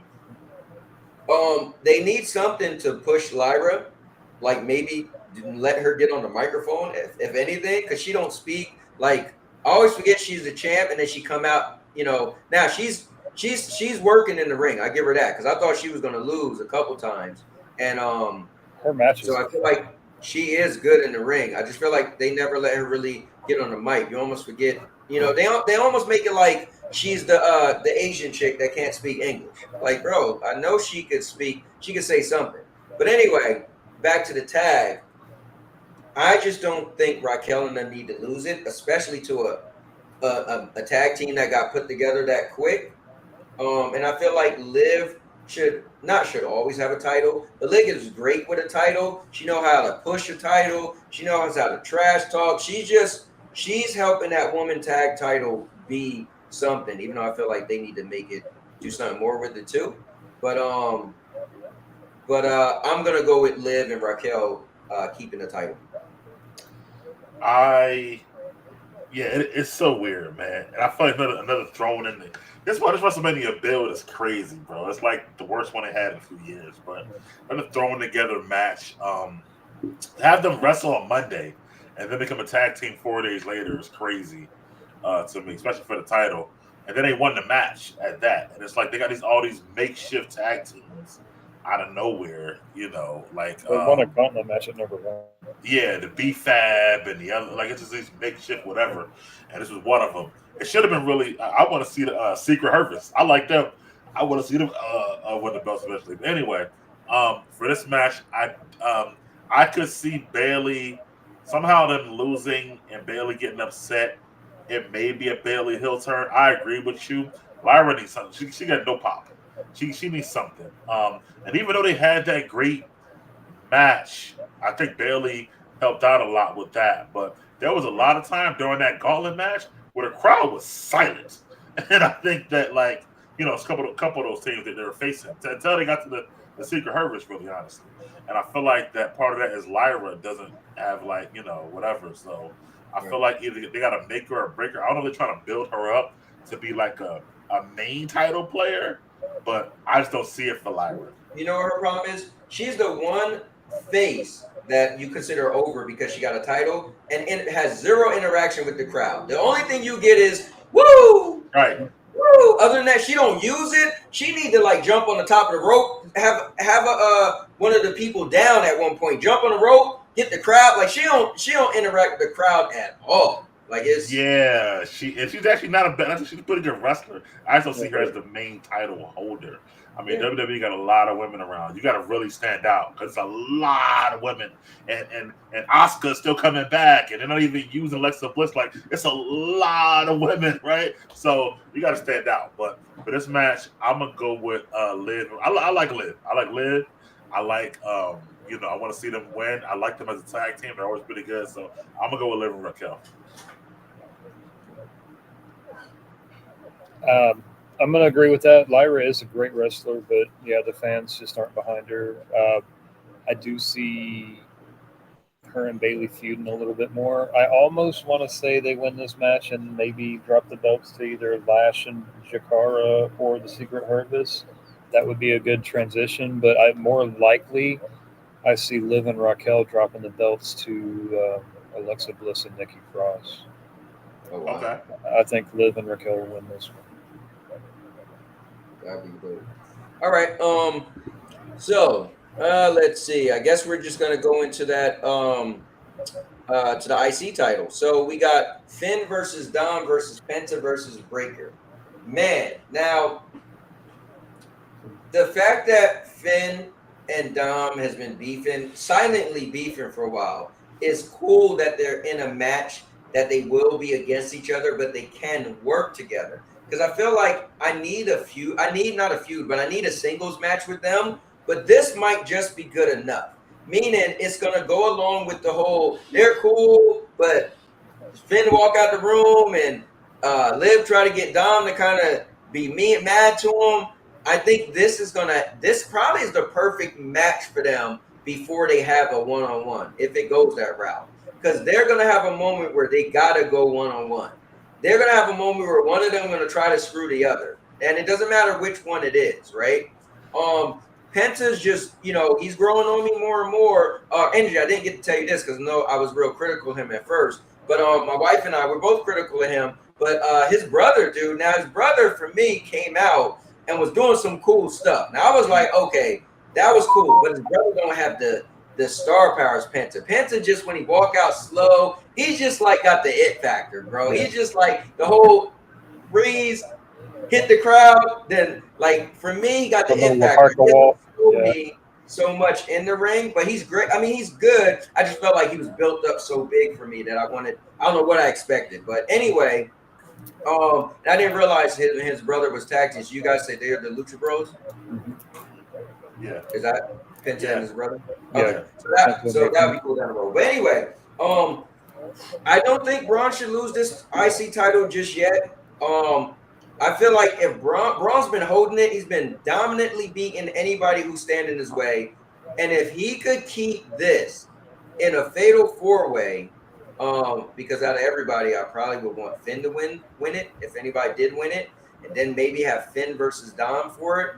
But I see it making sense to keep Breaker with it. Like Mike said earlier, I think if Breaker was to go for the belt against Jay, I just feel like not yet. Like let break and then you got a fatal four-way, so this could be a cheesy way to make him lose his title because technically he doesn't have to get pinned. I mean, technically you could make Finn pin Dom and Finn win and Dom be pissed off, and this is what really make him mad at Finn.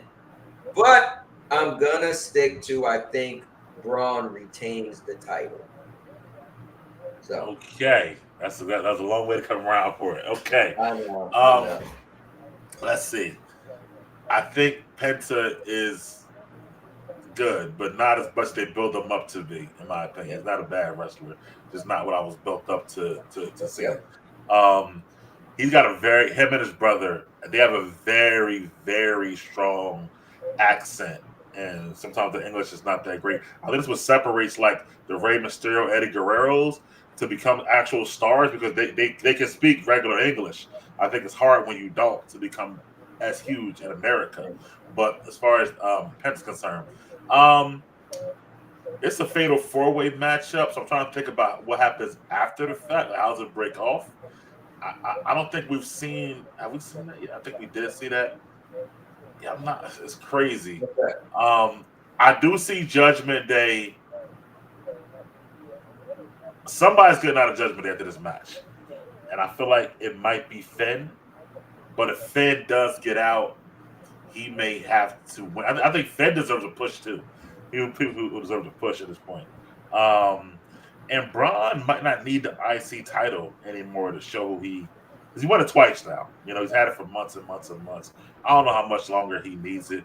He can't break nobody's record because he already lost to the Jay and got it back. So I thought they're trying to have him do that already with Gunther. So I feel like he can lose it. Dom is actually getting a lot of crowd. He's getting less boos and more cheers now all of a sudden for Dom. That's interesting. But I want to give a wild card. I want to say Finn wins. So. I like it. I would love that to happen, to be honest. That's why I went so long around. So just so y'all know, I would like that to happen. But I think, but go ahead, Energy.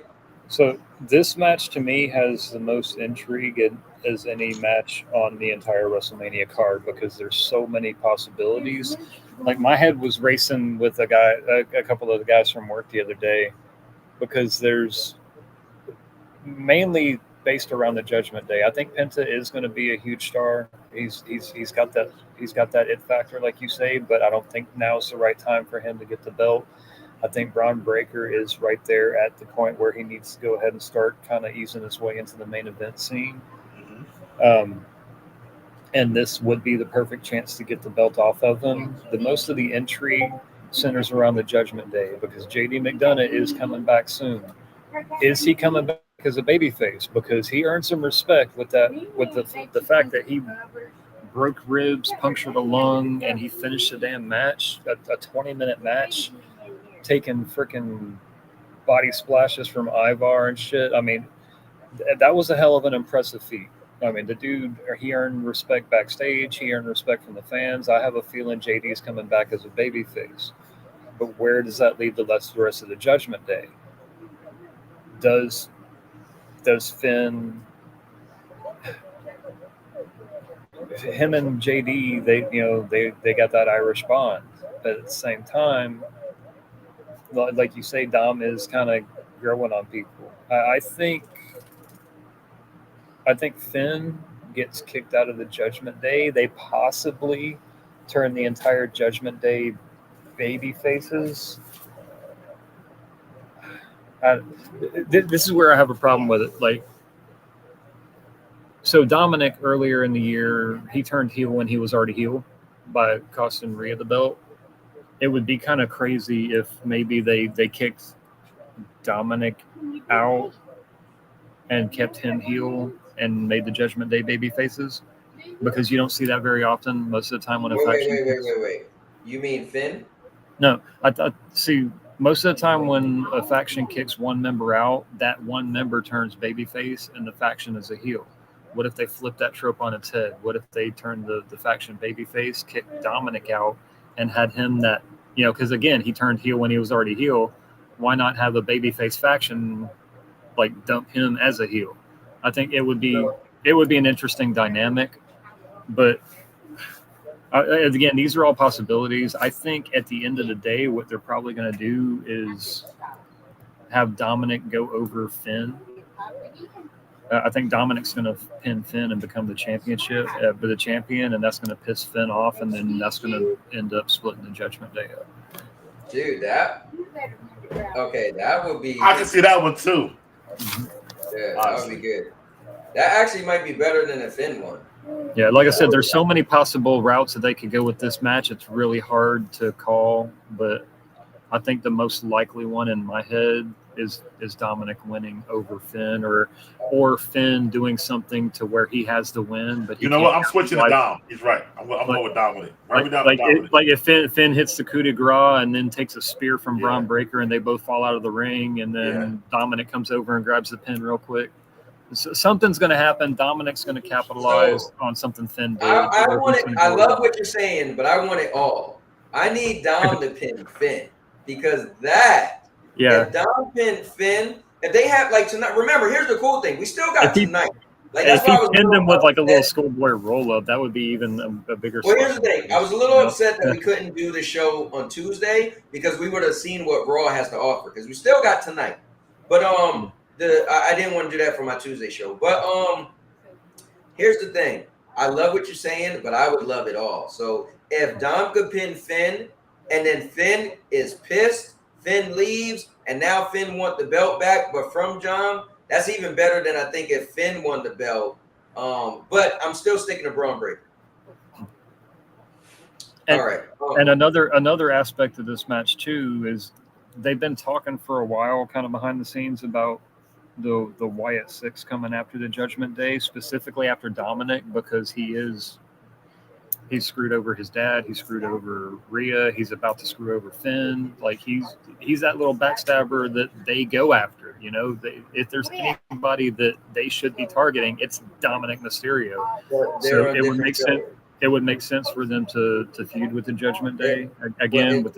We were just talking about the draft and everything else. If the Whites back on Raw, or if Judgment Day ended up on SmackDown, okay, all right, cool. It could work out. And again, I do see Alexa Bliss going after Liv Morgan at some point. Okay.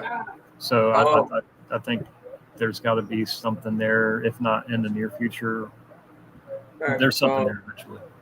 All right, let me go to the chat. Let me see. Casper said, I am telling you, JD is going to be real shaky after this match. And then Lynn's the Truth. What's up, Lynn? Thanks for popping by. Another good content creator in the community said dropping by to say hi and hit the like button. I appreciate it, man. Casper said, well, Judgment Day have been hitting a possible babyface turn. And then to point where that time Finn was the one to win the match in a tag team match with Dom. He said, or imagine Dom tries to pin Finn. Thank you very much, Dodge Man, for the $5 spot. He said, did The Rock retire? I think The Rock has left it where he could come back wherever, but he almost made it the last time he was speaking as if he kind of didn't want to wrestle. I took it as he was like, I think storyline should be to the point where you don't even have to need a match. I'm like, what? You know, they don't really need to have a Casper match. always going ahead. We're not on the John Cena match talking about The Rock. Casper, you gotta chill. But no, that was Dodge Man. So wait, hold on, let me go next. No, The Rock did not retire. He is in charge of the TKO and WWE as well, if I remember correctly. Rock has basically become Vince McMahon. Pretty much. All right, so guys, we got 2 matches left. It's 7:26. Let's get into it. So we might have 3 matches left because we have the little bonus. Is Randy going to face somebody, and if so, who? And is he going to win? Let's save that for the second to the last. Yeah. So Rhea versus Bianca versus Io, Women's World Title. You know, this match, man, I was pissed off with this match because Charlotte didn't want to go against Rhea. And I love Bianca. She's like one of my favorite. So, and she has this whole never lost a Mania. I don't know if y'all remember that. So I'm going to say I want her. I think she's going to win. But Io, I feel like wouldn't win because she kind of just got it out of nowhere. And I feel like she got it just for storyline. I don't even know why she got it. Maybe because she was doing so much this year that they figured like, yo, give her something. She's not going to hold it for that long, but give it to her. Rhea doesn't need it at all. And I feel like, again, if Bianca wins, it just keeps her having this WrestleMania streak. I don't know where they would go with it, but it doesn't have to be as long as Undertaker because she's a woman. So the woman's thing, you know, it feels funny saying it that way. But anyway, so this doesn't have that. I mean, they're doing a good job at the beat. I just feel like constantly everybody mushing Io out the way just isn't cool. And she has been getting her payback. She kicked the hell out of Rhea in the back of the head when that drop kick off the top rope. But I don't have too much to say. It's going to be a great match.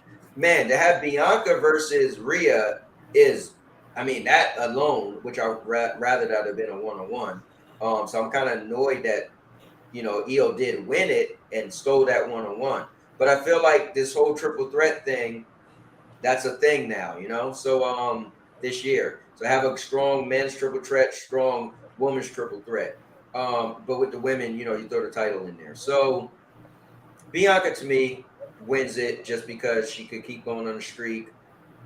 Rhea doesn't need it, and I feel like Io really probably shouldn't have got it when she got it. But hey, you know, she got it, and, you know. So that's all I really can say about this one. What about you, Mike? I don't agree. I think Io's been doing great work, and she's probably the best wrestler out of the 3 of them. I don't have a problem with her actually winning the title, and I love watching Io wrestle, bro. Like, there's nothing she can't do, and even her size. And when she do her little Shote uppercut, oh, I love that. It looked like a video game move, honestly. It does, yeah. Right, but with Bianca and the streak, I mean, one of them is like a triple tag team match, I guess, but I guess whatever. I mean, I don't know how much they care about that. I mean, I think she's 3 or 4-0, but she's 36 years old. How many more Manias she got? You know what I mean? To get to, I'm thinking of 20. I'll be sure we get even close to that. So I don't feel like that's going to ever happen. But I don't know. It's tough. That's the thing about this match. Like I said before, it's 3 baby faces technically.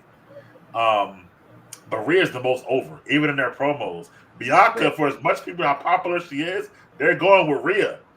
They are. like all the time. So it's very, very interesting. This could be the catalyst for a good Bianca heel turn if they did it right. But I just don't feel like Bianca will never turn on the crowd. And that's the problem with Bianca. Like, I don't see her saying, "You all suck," for some reason. So I don't see that. That's why, because it'd be perfect if she could say, like, you went against me for Rhea to the fans, I mean. But I just don't see it. So and then I feel like also would be the same John Cena thing. What happened? And then it would also be the same John Cena thing. It would be. Now they could have Bianca win and then go back into this whole Naomi Jade thing with the belt. So that could be interesting to me. Again, you're right. Rhea doesn't need it at all. She's like the most over woman, if not person, or closest to the person in the WWE. But because Bianca and Rhea don't really need it, and they can have a feud after this, I could see Io winning because she's the one who's been disrespected the most out of the whole thing. She is the champion, and I feel like she's the third fiddle in their matchup. Now, they probably should have had just Bianca versus Rhea anyway. I agree with that part. However, since they didn't, they threw Io in there.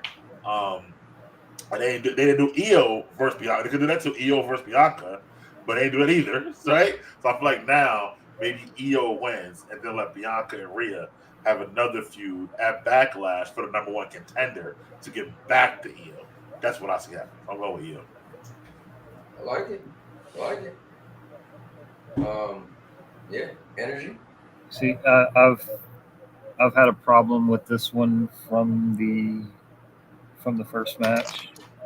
I still don't understand why the hell it makes sense for Rhea to care what Bianca was thinking on the outside of the ring, because Bianca was cheering for both of them during that match. Rhea jumps out, goes, "What, you don't want to see me win?" Blah blah blah. Who cares? When has Rhea Ripley ever cared about what Bianca thinks? Why would that get inside her head? Why would it allow Io to win the match?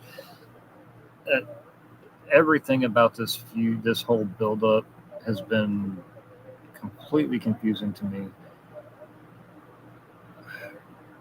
The only thing I've actually liked about it, number one, I do think Io is insanely underrated. She is one of the best wrestlers on the roster. Yes. And Bianca has been putting out a couple of funny videos where she does these recaps. I think it's hilarious. Bianca, to me, would work better as a heel if she would ever just turn heel, because her promos, every time she talks, she just does heel shit to me. Like, she's got a condescending tone to her voice. I really want to see Bianca as a heel. I kind of do want to see her and Naomi feud over this belt, even her, Naomi, and Jade. But I don't know. I think she loses this one, goes back to SmackDown, and they do that over there. They take the belt off of Tiffany. I think Naomi takes the belt off of Tiffany, and they have that whole feud between the three of them. I don't know. You got to make a pick. This whole freaking feud has left such a bad taste in my mouth, and because I do like Rhea, I do like Io. They're two of my favorites.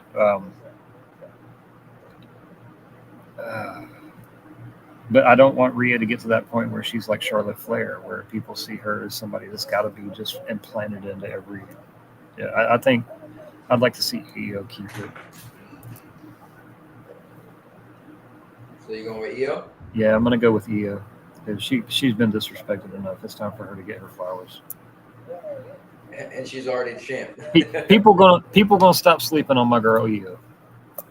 Listen, I think she's great, man. I never said she wasn't. So I just want y'all to know. I think she's great. That's why I said I think they gave her the title. It was kind of like a payback. Like, yo, you've been doing great this whole year. Like, people see what from last year having the title. Going all the way to Mania. Now you're gonna be going in the next Mania with the championship. That's cool. So they hooked her up. Let me see. Casper said, I hope Nick gets to wrestle Randy. I don't know who Nick is. Oh, yeah. Well, I will. So, energy, it was crazy. We were talking about Randy, and I told my wife, I said, Energy once said No, it wasn't you, Energy. It was my friend Kevin. I apologize about the line. My friend Kevin, like a year ago, was like, "Oh, Nick Aldis is gonna." 2 years ago, Nick Aldis is gonna be the one to beat Roman's streak. I was like, "What?" He's like, "Yo, Nick Aldis, I'm telling you, he's still a big dude. He's still in shape. He wants to wrestle." I was like, "Bro, that'd be crazy as hell." He can wrestle. So, anyways, Magnus. So, anyways, to bring it back to this, I was like, well, Kevin did say he thought Nick Aldis would have started wrestling again and beat Roman. So if he thought that highly of him, which I thought was crazy, especially for storylines, maybe he would be the one to face Randy. So we're about to get into that. Let me see. So Casper said, but gotta hope somehow. Have Tommy Invincible face Randy. LOL, he won't. I don't know who Tommy Invincible is. Io or Asuka for you guys. Man, I'm an Asuka person. Man, What about you guys? Io or Asuka? Io. All right. Yeah, I'm a big Asuka fan. But only by a little. All right. Okay. I was stunned. Hold on. Io Asuka. He said, I was stunned when Io defeated Rhea. I was too. Bianca and Rhea disrespecting Io is so funny. LOL. He said, I am just happy that H went away from the Terror Twins gimmick. Okay. Let me not bring up the Terror Twins, huh? Energy? With Jade back. They've never called themselves that. Yeah. With Jade back, who do you guys see her having a dream match with? Bianca. For me, are we all gonna say anything but Bianca? So no. I've never seen Jade have a good match. So I don't know how I can have a dream match yet. For me, once she gets her in-ring work up to par, I think the dream match is her versus Rhea Ripley. Rhea? Yeah. Rhea? I think for me, dream match just simply means the best. Maybe somebody isn't the greatest wrestler, but the dream match would be that match you just have to see happen. Yeah. But they got to build up for me to be good. I want to see it happen. I want to see her be like. No, I do get that, right? Yeah. Like maybe, but I don't think build up means them. Like for instance, dream match could have been Sting versus Undertaker, but they never had any work on screen together, right? But that would have been a dream match. No, that's not what I mean. That's not what I'm saying. Sting and Undertaker have built up individually, so I want to see them. I've seen Jay do nothing for a year and a half. Why would I see her in a dream match? Ever since I heard she was coming to the company, I wanted to see her go against Rhea. What's the energy? Ever since I heard Jade was coming to the company, I wanted to see her and Rhea tie up. So yeah, I never watched her there, so that's why I don't have any Sting. I watched Sting, so I knew, right? Jade, I didn't. So I'm just being me. Now, Energy might have a good point, like or Casper. Hey, he was thinking it'd be Rhea versus. I'm like, well, I ain't see the Jade y'all seen. So for me, the Jade I seen, the only thing I could think of is I would want to see her go against Bianca. Yeah, maybe because of their friendship, I could see that or whatever they had. But as far as like, because she's the only one that has some type of something with her. You know what I mean? Yeah, I haven't seen her be dominant like she was in AEW. Apparently, I didn't see that. I haven't seen her be good on the mic at all. I don't have a dream for her because she hasn't given me anything great in WWE. Right. I guess. But what I'm saying is that if you was forced to answer his question, I would say Bianca only because of you know what I mean? Yeah. But anyway, so let's go into this Randy thing. So you're gonna have to take us in this direction because Energy. All I know is Randy don't have a match. It isn't a work with KO, and so he did RKO Nick Aldis. He did talk trash to Nick Aldis. So at the end of the day, do Randy have a match or not? I feel like if he doesn't at Mania, that would suck. That would almost be as bad as when that guy. Yeah, you know what I'm talking about, Energy. Your guy, Bray Wyatt, screwed my guy, Bobby Lashley, out of a match at Mania. It will almost be that bad. How the hell? Look, it will almost be that bad. Squash to this. I haven't forgotten. Number one, numerous people have said the plan for Mania that year was Karrion Kross and Bray Wyatt to do something. Bro, numerous people lied to you because as big as a star as Brock Lesnar was, Bray Wyatt came out and said, "Whoever wins the feud out of Bray Wyatt, out of Brock Lesnar." Wait. He comes out. Think about it. On TV, Bray Wyatt comes out and say, "Whoever wins the feud out of Bobby Lashley and Brock, I want you at Mania." So you think him himself you're backstage, happen to hear Karrion Kross will go over out of the feud, the winner of those two, and Bray called for it. Come on, bro. You done?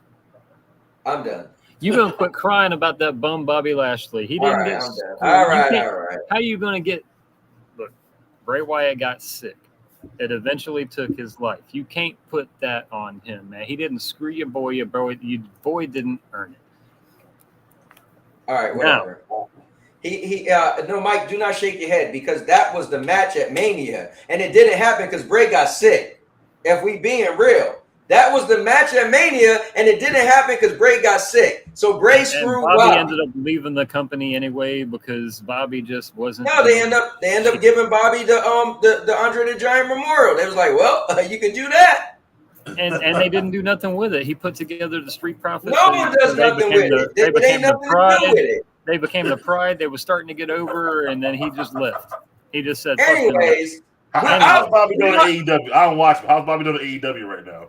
I ain't heard shit from him since. That's the point.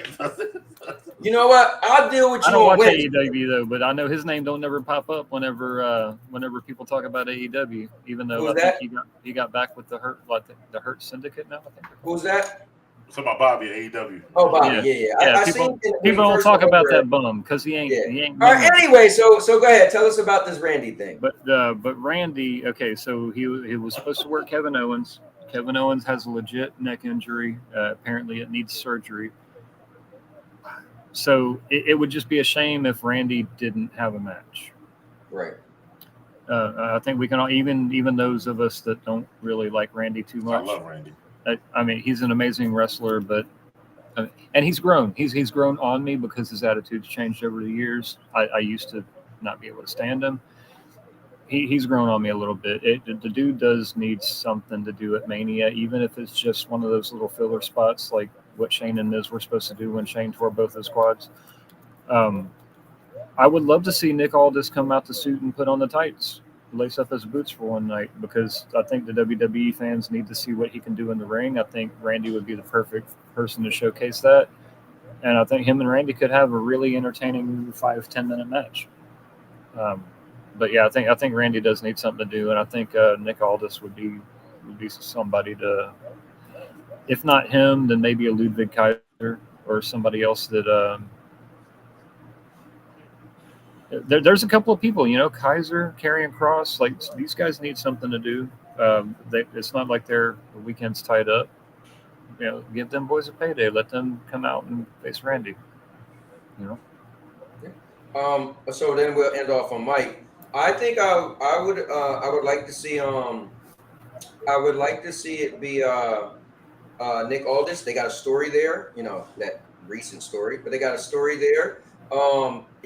Again, I barely ever watch him wrestle, but I know he has size and all that stuff. I don't know if he's as big as he used to be, but I think his height and everything. I think if he could still go in the ring, that would be a cool, like you said, 5-10 minute max.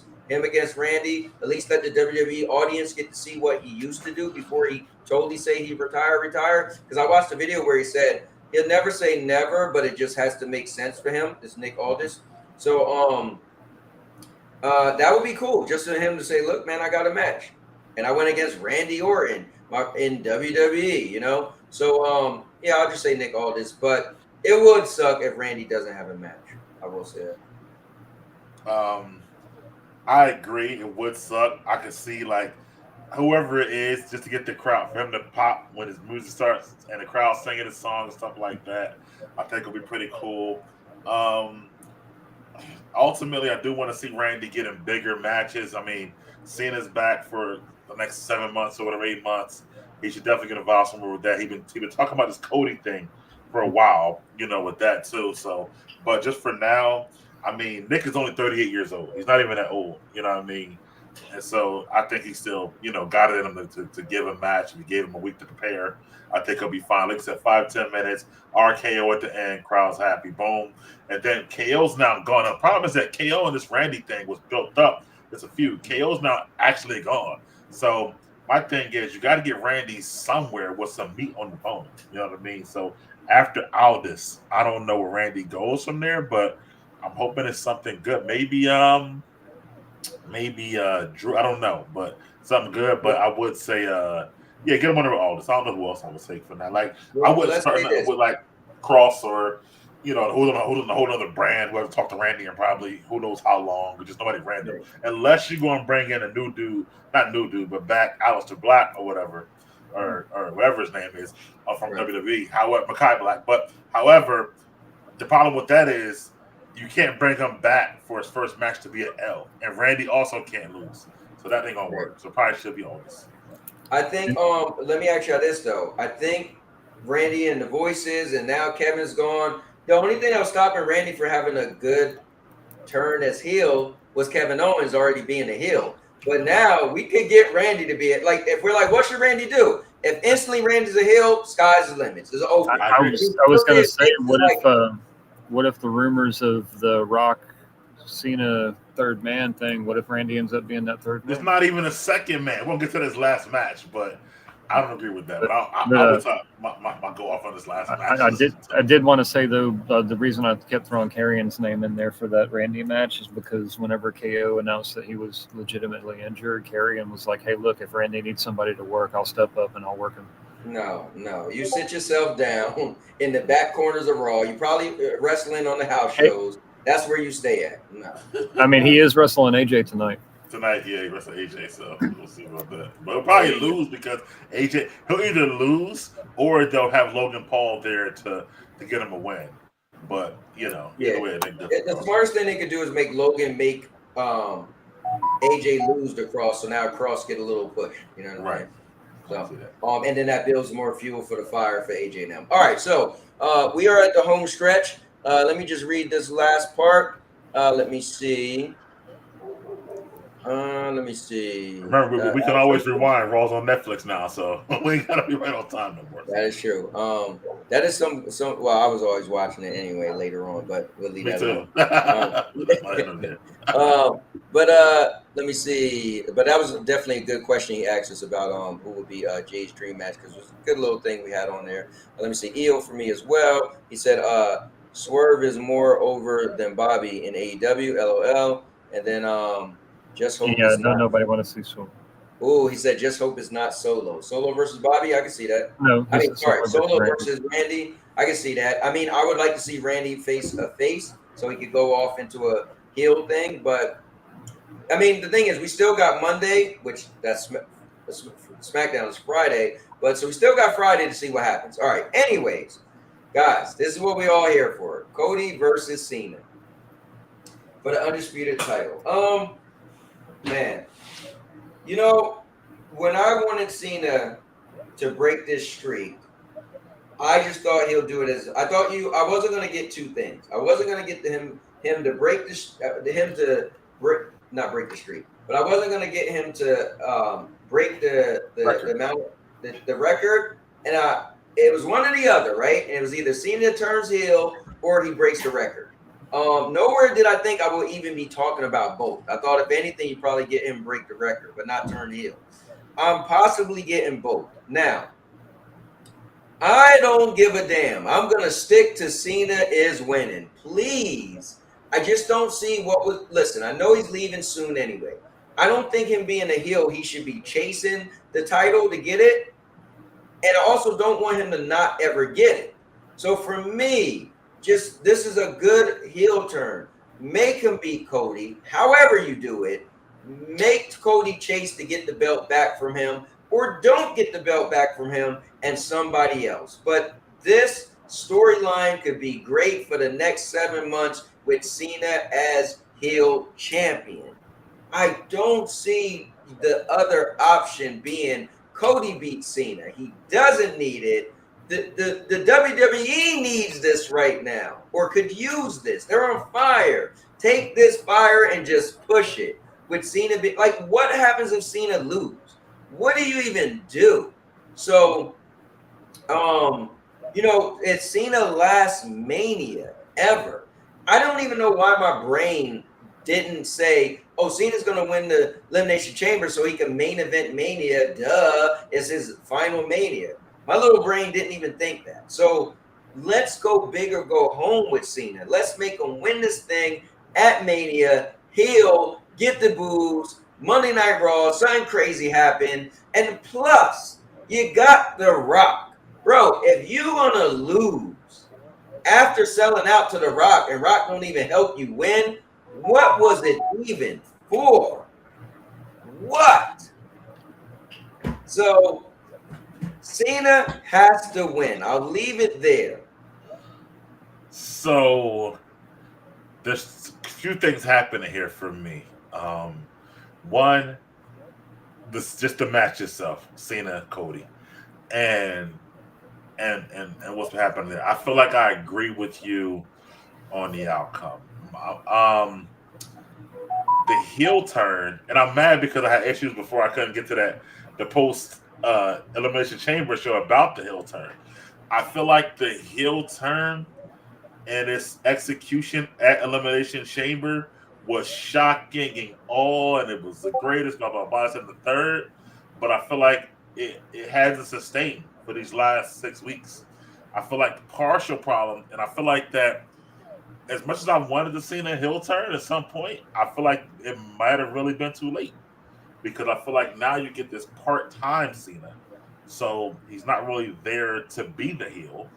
And I feel like even with this match, he's been there 3 times, and 2 times yelling at fans and then leaving. The other time was the good promo with him and Cody, but then he wasn't there to follow it up the following week. So it's like, what the fuck? Then on top of that, you mentioned it before. You had this whole thing with like The Rock and Travis Scott. He sold his soul to The Rock, and he was talking about it before Energy, about like maybe Randy will join the faction. What faction? The Rock's not there, right? And Cena's not there either. They're both not there. So it's like, it's supposed to be this like 2-man power trip, kind of like H and Stone Cold back in the day. But Cena's not mentioned The Rock name one time since the heel turn has happened. So it's like, what was the point at that point? So that's very disappointing to me. Secondly, with Cena, I'm going deep. Then I'll go back to my winner. So as far as the heel turn is concerned, I think it's too late. When Hogan did his heel turn, which was also shocking, he was a very, very active. He started the NWO. They were every single week. They were there terrorizing everybody, right? And the whole WCW, beating up people in the back, spray painting the bells, taking over the desk. It was a literal heel. Saying it like I turn heel, but I'm just coming here for a few minutes and leave every week. It's like a week heel turn to me. You're not doing anything heelish, right? But anyway, but I do feel like, to your point, I don't know about the 7-month run you're talking about, but I feel like that he will win because of WrestleMania. But as far as come out the next night on Raw, I doubt it. I think he's going to do what he said he's going to do. Win the belt and take the belt and go home. And I feel like that's because of his schedule. So it kind of makes logical sense. He really can't be there next night on Raw or whatever I'm talking about. And I feel like he's going to be gone for a little while. And Cody going to be there saying, whatever. But I feel like you won't see Cena for maybe a month, after he wins the belt and goes. Like Cena, one thing they always say, with the retirement, when they say, like, well, he might come back, no. Cena going to do what he said he's going to do, right? And Cena's going to win that belt and take it home, and you will not see it for at least a month, if not more. That's my prediction. I know Cena is scheduled for every SmackDown leading up to Backlash. I think it is. I think Cena does win this match, but I'm trying to figure out what it's going to set up, because there are a couple of options here. Do you have Cody win it off of him to retire him, and does that set up Cody Rocket next year's Mania? Does Roman take it off of him, and does that set up Rock versus Roman? I can see that too. Yeah. I'm sorry. You said Roman Cena? Well, if Roman takes it off of Cena, does that set up Rock versus Roman at Mania? I don't see that one. So, people have been talking about Rock and Roman for a good little minute. Cena Rock seems like the more likely match to me for Mania 42, especially since it's going to be in New Orleans, and New Orleans is where Rock asked Cena to sell his soul, or asked Cody to sell his soul. I think that would be the full circle. Yeah, I think Cena wins to set up Cody taking it from him in December, maybe Survivor Series I sounds understand. about right. Wow. And then Rock maybe come in and win the Rumble. I don't think Rock can wrestle as good as y'all think.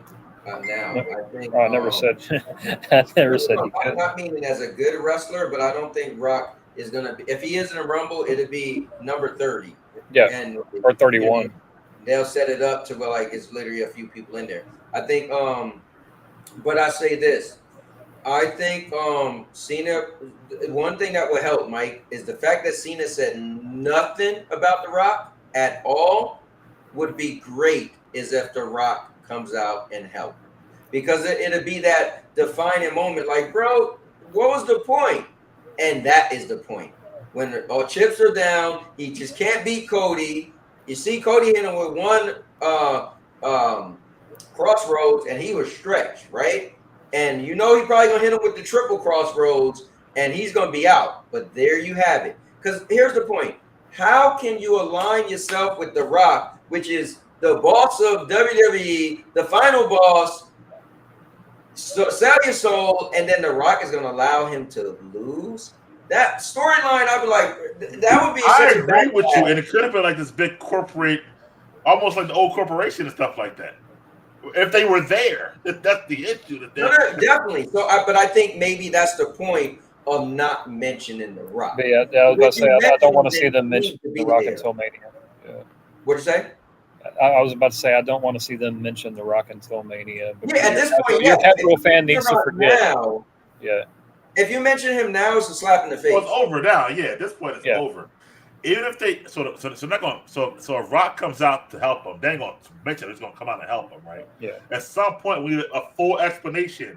Why did you join the Rock? What did the Rock offer you? We need words from Cena at some point. Does I anybody almost- come out to help Cody though?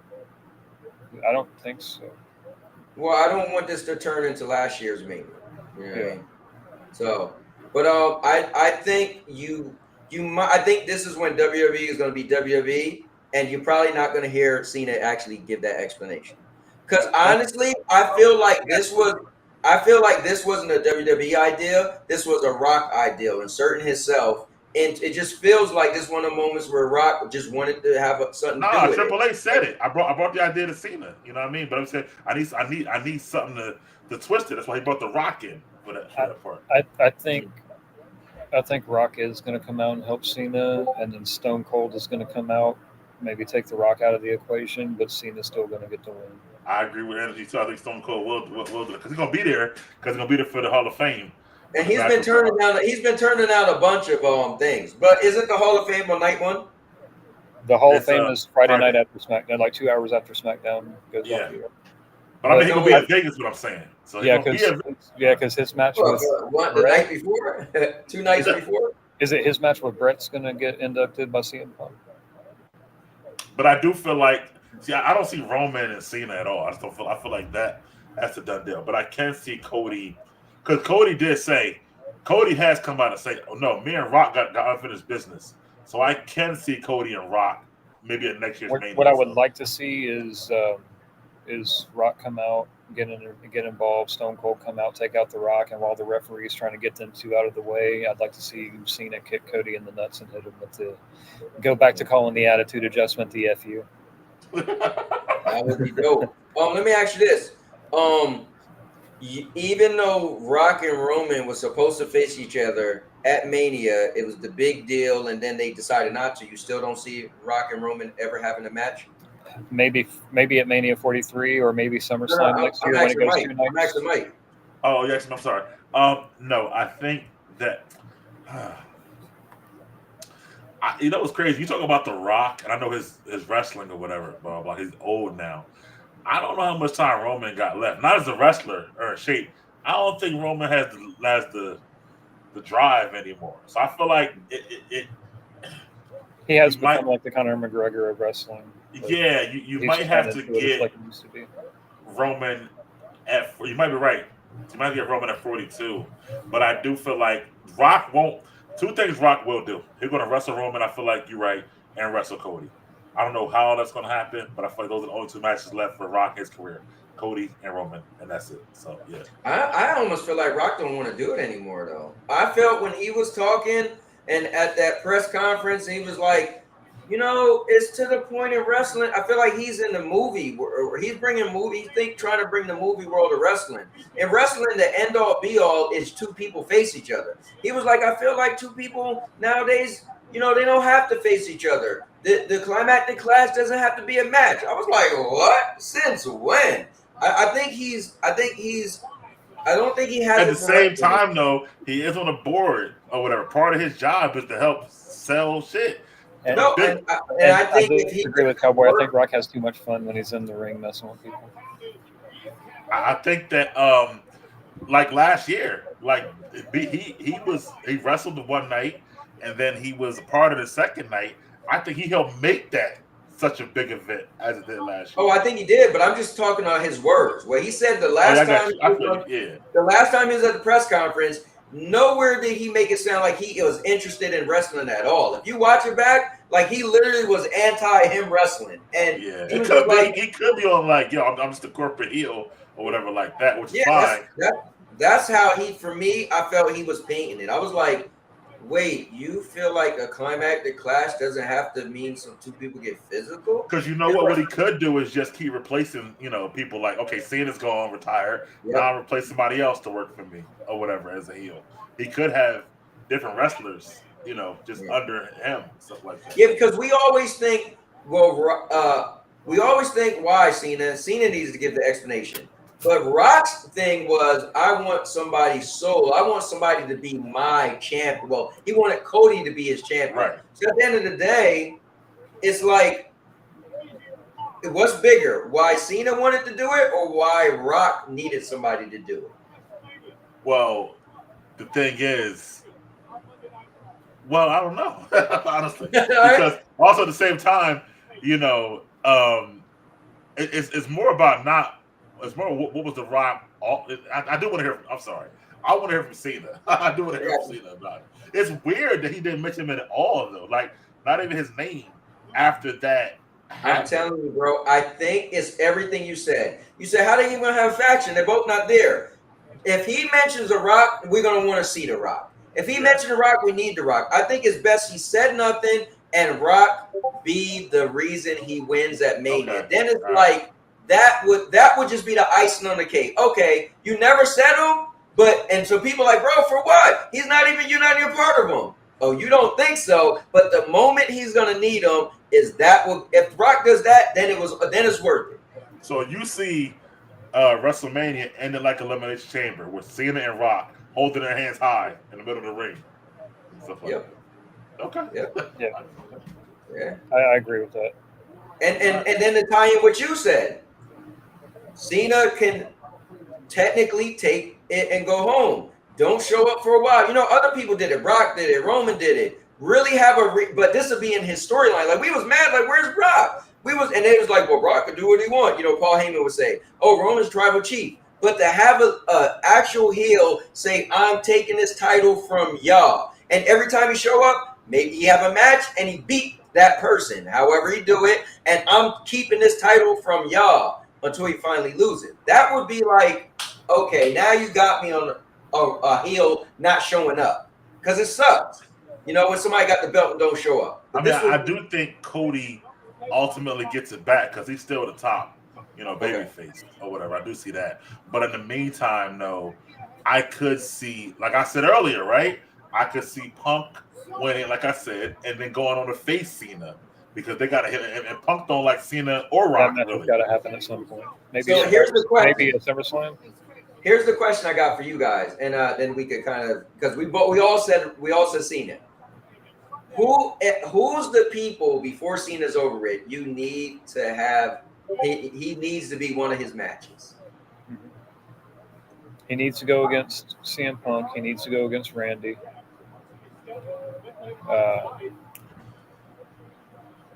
At least one or two new talents. I would have said KO, but he left already. KO. I would love to have seen a KO match. So I can't say that. Punk Randy. Maybe a Joe Hendry. I'd like to see Joe Hendry come in. Roman. I don't see him going up against like the Fatu's or even Breaker quite yet. But a new talent. I don't know. I'd like to see Joe Hendry come in and at least do one match against him. I mean, that would be kind of fun. Maybe. You know what? I got one. I got it. LA Knight. That's what I was saying. Yeah, that would be fun. Cena versus over LA Knight. You know. So, question for you guys, and I agree with Randy was on top of my list. CM Punk. Here's a question: who will be Cena's last match? His last match should be Randy.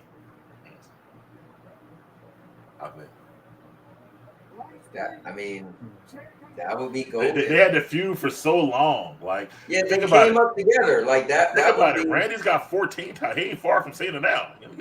Right there. They came up together. They are, right there. I would say Randy. You know what would be crazy is if Cena never loses to his last match when he retired. And what if it would have been KO? Because remember, KO first match he beat Cena. Yeah, he did. I know that's crazy. That's crazy, but KO's hurt now, so it ain't gonna happen. So, that's down the road though. What's that? No, KO. I know he got neck surgery, so he's gonna be out longer than 7 months. Probably, They're talking about him being out for the entirety of 2025. Yeah, for the rest of the year, maybe a little bit to next year. He came out on social media the other day and said it sucks that he won't get a chance to face Cena. Man. Yeah, so Post Mania should be good to see where they go. We got to have a Post Mania show to. Got to. I think I might just have to. I might just schedule it tonight. Well, wait. Does this Monday thing work for y'all? Yeah, it works for me. Energy, this works for you? What, for next week? Yeah, I'm down with it. All right, so I'll make it for 5:30 next week. The only thing that sucks is not being able to see Raw, because everything we just said, if we would have seen Raw, would probably change. But I feel like then also we're not able to see Raw right now, and I'm already taking note of a few things. Yeah, we're not able to say SmackDown either. So it's like, okay, well, to be fair, it's not like we're doing a show after that SmackDown. I don't think they're going to change that much, though, in the go-home show, honestly. So it's the last week for Mania. So I don't think the predictions will change too much. I think there's a couple of things they're probably going to clean up a little bit. Maybe, add some weight to a couple of the feuds. Right. Yeah. Of course, they're starting it off with Gunther in the ring, so I'm sure that Jay's going to come out at some point. But I noticed when Jay walked into the arena, he was wearing all black, no yeet shades, just solid black shades, black gear, no bright colors. So that says a little bit. And Seth Rollins was wearing a vest that looked a lot like the Shield bulletproof vest. All right, well, let me go watch too. So I mean, there's a couple of things I'm noticing already, so I'm wondering where they're going. Are you giving out spoilers? Come on, man, what's wrong with you? All right, well, I'm just talking about people walking to the arena, but yeah. Well, look, thank you guys for joining, man. I appreciate it. To have you guys, one, Energy, you used to wrestle. Two, Mike, you're like super like wrestling is like in your brain, and so just to have you two on here with me. Like, who better for me to, just kind of talk about this stuff. So, Energy, thank you for writing it down. And then we'll come back and do the scorecard next week. And we'll just, next week will literally just be us. It's the fallout. So, we don't even have to be that long. It's just simply it's the fallout, right? And we can talk about how we like the matches too, as well. But sure. But to run it back down, night one, we've all got Jay winning. We've all got Tiffy winning. Cowboy, you think Jacob's going to win the U.S. title? Me and Mike say LA Knight. We've all got El Grande Americano beating Rey Mysterio. We've all got the New Day walking out as tag team champs. Cowboy thinks Jade's going to beat Naomi. Me and Mike think Naomi's going to get the win.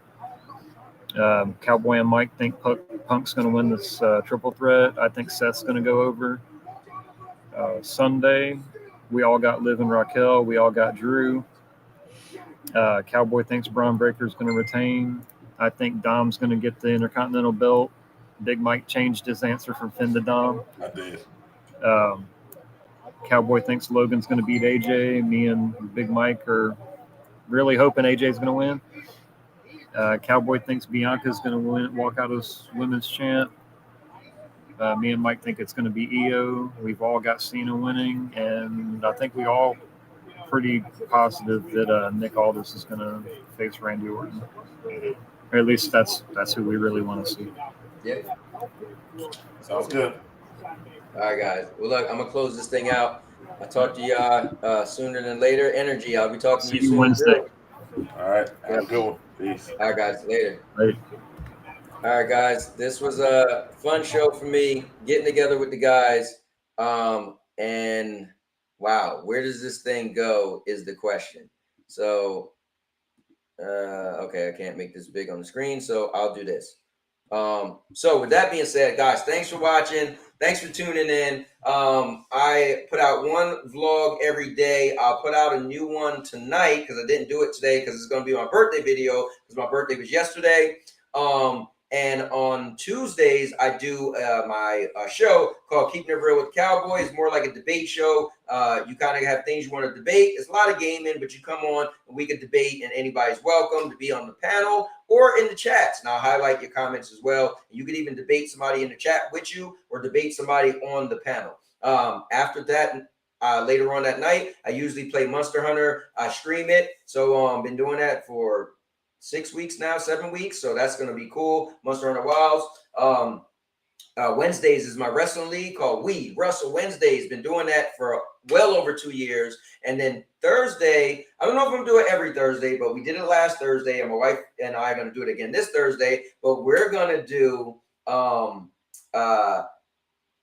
it's called The Adult Show, Dirty Minds. And it's not for kids, it's 18 plus, but we talk about, relationship stuff, and we play games. So we play adult games that anybody could be a part of because we play the Jackbox game. So all you need is anything you could get on the internet from your phone, a tablet, a PC, anything that you could type into jackbox.tv. And you participate by playing. No one needs to know who you are. You can make a fake name. So that's pretty fun. And you heard that we will be doing this same show next week, Monday at 5 p.m. in Eastern. So with that being said, guys, thanks for watching. Thanks for being a part of the channel.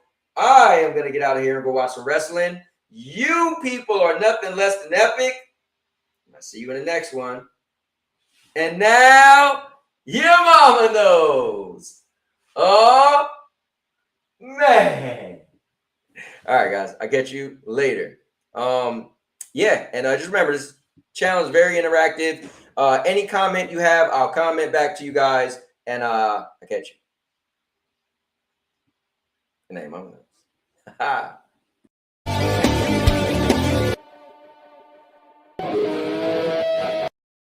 And now, your mama knows. I'll make you famous. Because I'm a cowboy. Oh, man.